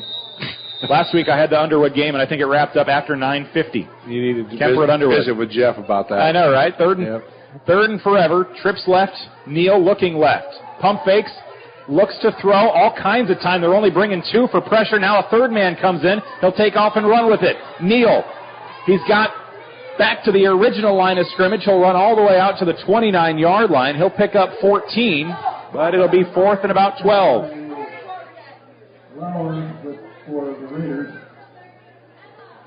I looked up and I only saw 2 rushing after the quarterback. And I thought, if they get the sack here, oh my goodness. But he took off and he did a nice job getting away from those 2, and then there was a third defender that almost was able to come in and bring him down. You know, even though we know the game, the decision of the game is, the conclusion is over, the boys want to keep a 0 on the scoreboard. So that's what they're pushing these kids for right now. 4:20 left, 4th and 12. Neal out of the shotgun under pressure. He's going to get hit and sacked. Reef Langford, rather. Good for him. He had the Gabe King play drawn up for him on that one. He did. Back to the 37-yard line. It's a loss of 8. I saw Coach McCullough talking to him at the last time out and talking to him, and I have a feeling they had something set up there. That's really good for Reef. He has had some nice plays in on defense tonight. Yes. I've seen him in on multiple tackles. A big one on 4th there. Dramatic one with I think that might be our sack of the game. When a sack of groceries. I would think so. Yeah. We're on Market on 30 every week during the regular season this football season. Stop into Market on 30 and sign up to win the sack of the game. A winner will be announced every Tuesday morning on KCIM Sports Rewind at 9:30. The Market on 30 in the BP Plaza. Sack from Reef Langford, the sophomore, here in the fourth quarter. Now the offense back on the field, and they'll take it up the middle on a run for the Raiders. Gabe King getting the carry. He'll pick up about 5. It'll be his first carry of the ball game. Get some time to get him some experience running that tailback position. I'm guessing he was not in on defense on the last drive. I don't think he was. That's where Langford was playing, coming in unblocked on the blitz. As we had seen King do so many times in that first half. Get ever so close to a sack. Langford gets there. 3.5 to play. East Sac County taking as much time as possible here. Play clock under 9 now as they break up. Hustle here a little bit. No, I think they'll make it. 2nd and 5, and they do have a different quarterback out there as well. I don't believe that's Julin. No. Number 9. As they give it to King again. Weston Julin, the freshman backup. Sam's brother. He'll finish it off. Keeping it in the family. King picks up the remaining 5 for a first down. They'll move it to the 47. 3 minutes to go. 42-0 is our score. East Sac County will get that first win of the season. It'll be an 0-3 mark for Missouri Valley. And the Raiders, again, will let this clock wind as far down as possible before they snap it. Down to 12. With Weston Julin out of the shotgun. First down and 10. They'll give it to Gabe King again, and he'll rush off to the right side. He'll be spun down a yard behind the line of scrimmage at the 46-yard line. But the clock will continue to wind and tick down under 2 minutes at the next snap. They'll probably be able to snap it at about 150. Second down and 12 coming. They did call that a loss of 2 for the Raiders. So overall, a good night for ESAC. They checked the boxes they needed to. Yeah, we did a lot of good things tonight. In a game that sometimes it's easy to lose your focus with all the penalties. You know, you're geared up ready for the snap, and then, oh, no, now we got to wait again. And a couple touchdowns taken away. You know, how do you react to that? Well, we kept going. I was going to say, you have 2 big touchdowns called back, right, and you still score. I think that's how you huge. overcome adversity. Here's Weston Julin, a quarterback run. Nice gain to the 40 for a first. He picks up 15. Weston's not afraid for contact. He will run you over. First carry of the season for the freshman. To the 40-yard line, 1:27 to go. As the Raiders, they'll move on to district play 1 week from tonight and host Emmitsburg. They've got to snap it 2 more times. Julin comes to the sideline for the play. And again, they can snap this one with about 58 seconds on the clock. First and 10 from the 40, and now they'll come out in victory formation. The extra drama of running in the play from coach on the sideline to take the knee. Weston Julin as a freshman. That has to feel pretty good. It does. Homecoming night, you're a freshman, you get to come in and you get to take the knee. You're the one taking the victory knee, yep. That's something they won't forget. Years from now at a Julin family reunion, yes, they'll be talking about that one. Weston, we rubbed it into Sam. I'm the one that got to take the knee. And with 30 seconds to go, Weston Julin will take his second kneel down. And the final 30 seconds will tick away. It's a shutout victory for the ESAC County Raiders tonight. 42-0 on our Dries Company Eco Water Systems scoreboard. They'll move to 1-2. District play begins next week. They'll face Emmitsburg here in town. And Missouri Valley drops to 0-3. They've got Shenandoah making the trek up to Missouri Valley next Friday night. So we've got 3 games on our Carroll Broadcasting Sports Network tonight. We covered ESAC County, Carroll, and Kemper, and we get 3 victories for our area teams. Good night. A good night. Good night for area football. The area football teams. Hopefully our other schools, I know our WEVA, they were running away with it as well. Hopefully that's good. A bunch of our other schools are able to pick up victories. But I will be tuning in to the New Way Auto Group scoreboard show later on tonight to get the full recap from Mason Nealand, Todd Danner, and Jeff Honnold, and I hope you will do that too on Kick 106.7 and KCIM. Our post-game show is next. Thanks to Mackey Motors of Lake City, recipient of the GM Mark of Excellence Award for 15 years running. Together, let's drive at Mackey Motors in Lake City and online at MackeyMotors.com. A 42-0 shutout win on homecoming for the ESAC County Raiders. Since 1968, Mackey Motors has been serving Lake City and the surrounding communities with new and certified pre-owned vehicles. Mackey Motors is a full-service dealership providing oil changes in our Quick Lube Express bays, a service department with world-class trained technicians, a body shop and collision center with the latest equipment, a full vehicle detailing department, or come talk with one of our highly knowledgeable sales staff. Recipient of the GM Mark of Excellence Award for 15 years running. Together, let's drive at Mackey Motors in Lake City, MackeyMotors.com. To become a winning team, it takes commitment, trust, and communication. The healthcare team at Stewart Memorial Community Hospital is committed to quality health and wellness for you and your family. Patients from all over the area go to Lake City for a wide range of outstanding, state-of-the-art medical care. Their aim is to provide coordinated care and exceptional experiences for their patients. Trust your healthcare needs to the Stewart Memorial Community Hospital team in Lake City. Learn more online at stewartmemorial.org. Jacobson Seed, family owned and operated for more than 85 years. But why is it important for you to do business with a family-owned seed company? At Jacobson Seed, we are proud of our family-owned heritage. Our commitment goes beyond just selling seed. It's about cultivating relationships and sharing our passion for growth. It's about treating you like a member of our family. Our roots run deep with generations of knowledge and expertise that we pour into every seed we sell. Jacobson Seed, your American veteran, family-owned seed company. At Arcadia Meats, we believe in championing the future, one student at a time. From the gridiron to the court, we're proud to support local high school sports teams because every touchdown, tackle, and spike represents dedication, teamwork, and dreams in the making. Join us in cheering on the stars of tomorrow. Arcadia Meats, proud sponsor of high school sports and student athletes who inspire us all.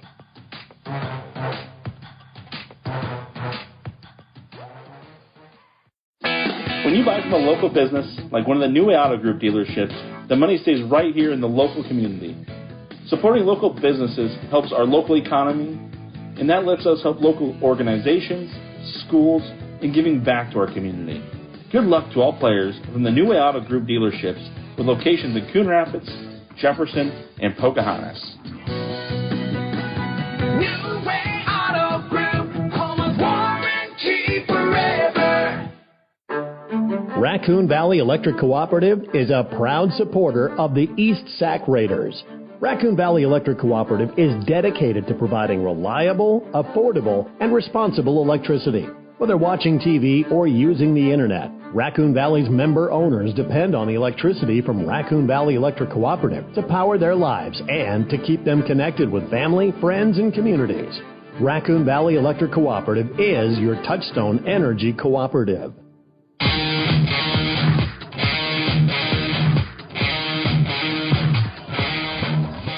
Homecoming night finishes with a victory for East Sac County, 42-0 over the Missouri Valley Big Reds.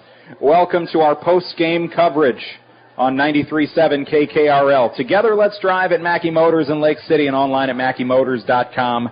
They get the win tonight, and they do it in dominant fashion, outgaining Missouri Valley 331 yards to 117, and Missouri Valley picked up about half of their yards on their last drive of the night. So yes. Both aspects, offense and defense, just a dominant performance from East Sac, and you look back to the beginning, first two drives of the game.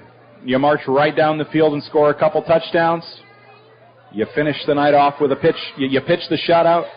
Just overall, really, really good night for these East Sac Raiders.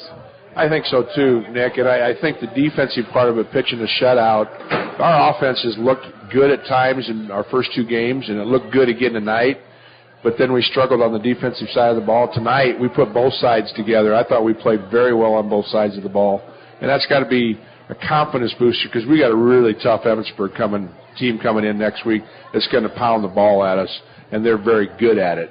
So this should help our confidence a little bit to get ready for that.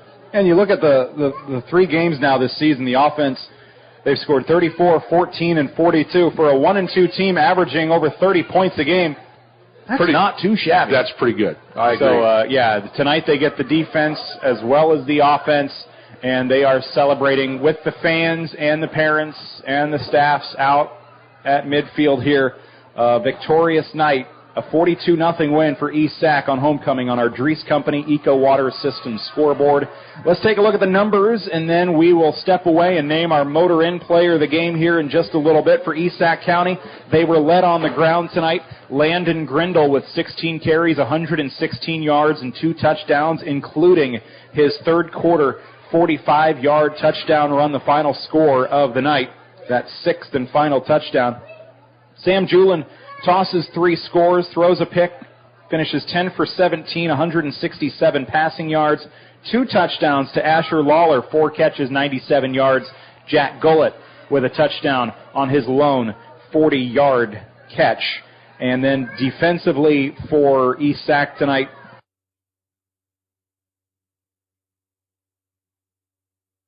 Did you know if you experience a sports injury, Loring Hospital in Sac City has an experienced team that can get you back in the game. With the team approach at Loring Hospital, our physical therapist can provide you the one-on-one personalized rehabilitation you may need. At Loring Hospital, we help athletes of all ages be the safest and best they can be. For more information, call Loring Hospital in Sac City at 712-662-7105. Loring Hospital, extraordinary care right here.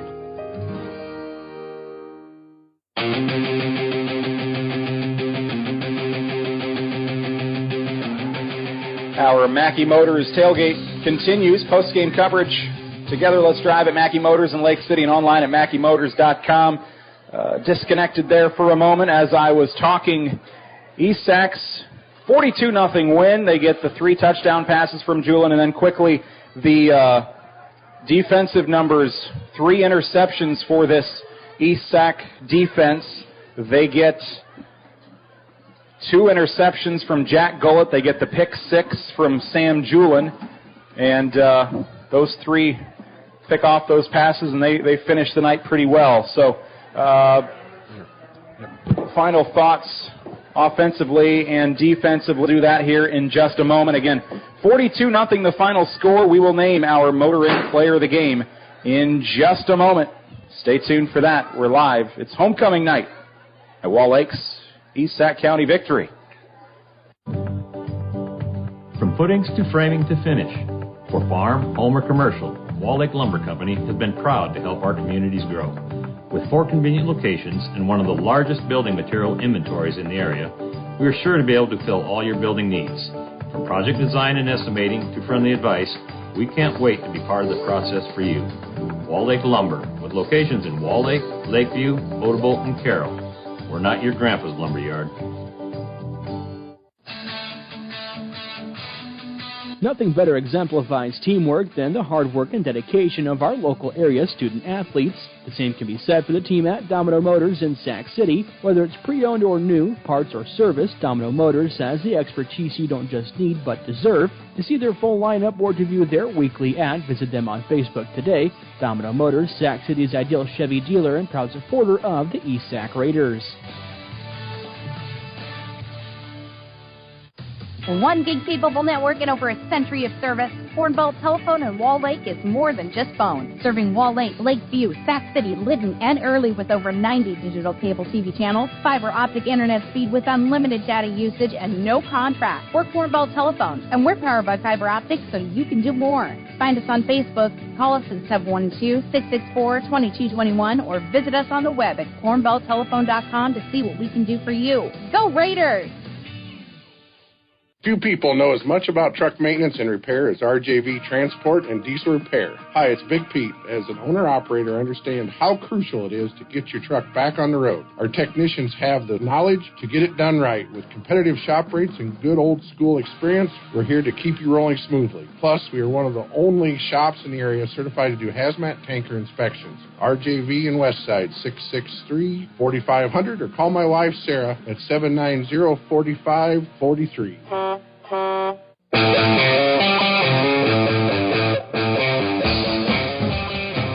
Back in Wall Lake to wrap up our coverage tonight on 93.7 KKRL Carroll.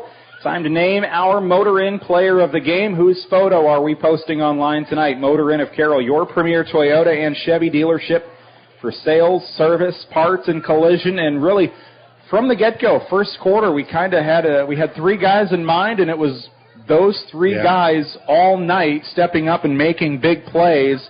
I mentioned Asher Lawler, 4 catches, 97 yards, a couple touchdowns. Landon Grindle finishes 16 for 116 and 2 touchdowns on the ground. And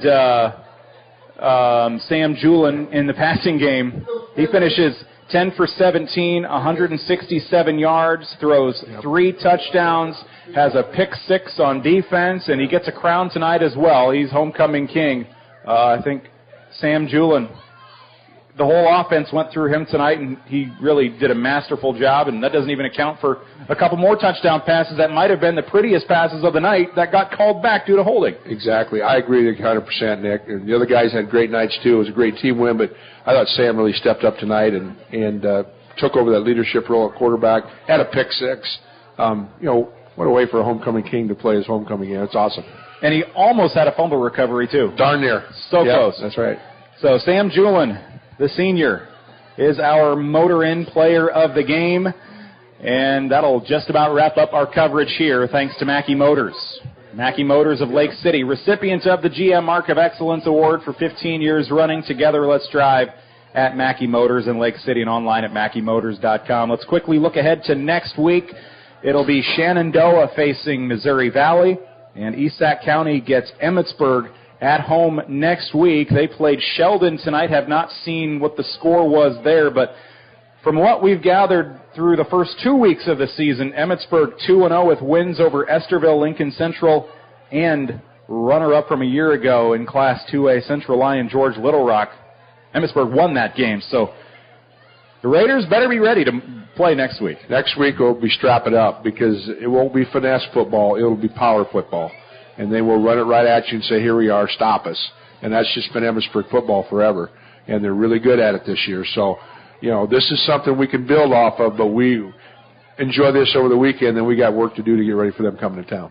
Steve, good to broadcast my first game with you tonight, so hope you had a good time on the broadcast. I know I did. I did, Nick. You did a great job. I appreciate the opportunity to work with you, and I look forward to it again. Absolutely. So East Sac County, they get the victory on homecoming tonight, a final score of 42-0. Tonight's broadcast has been a production of the Carroll Broadcasting Sports Network on 93.7 KKRL.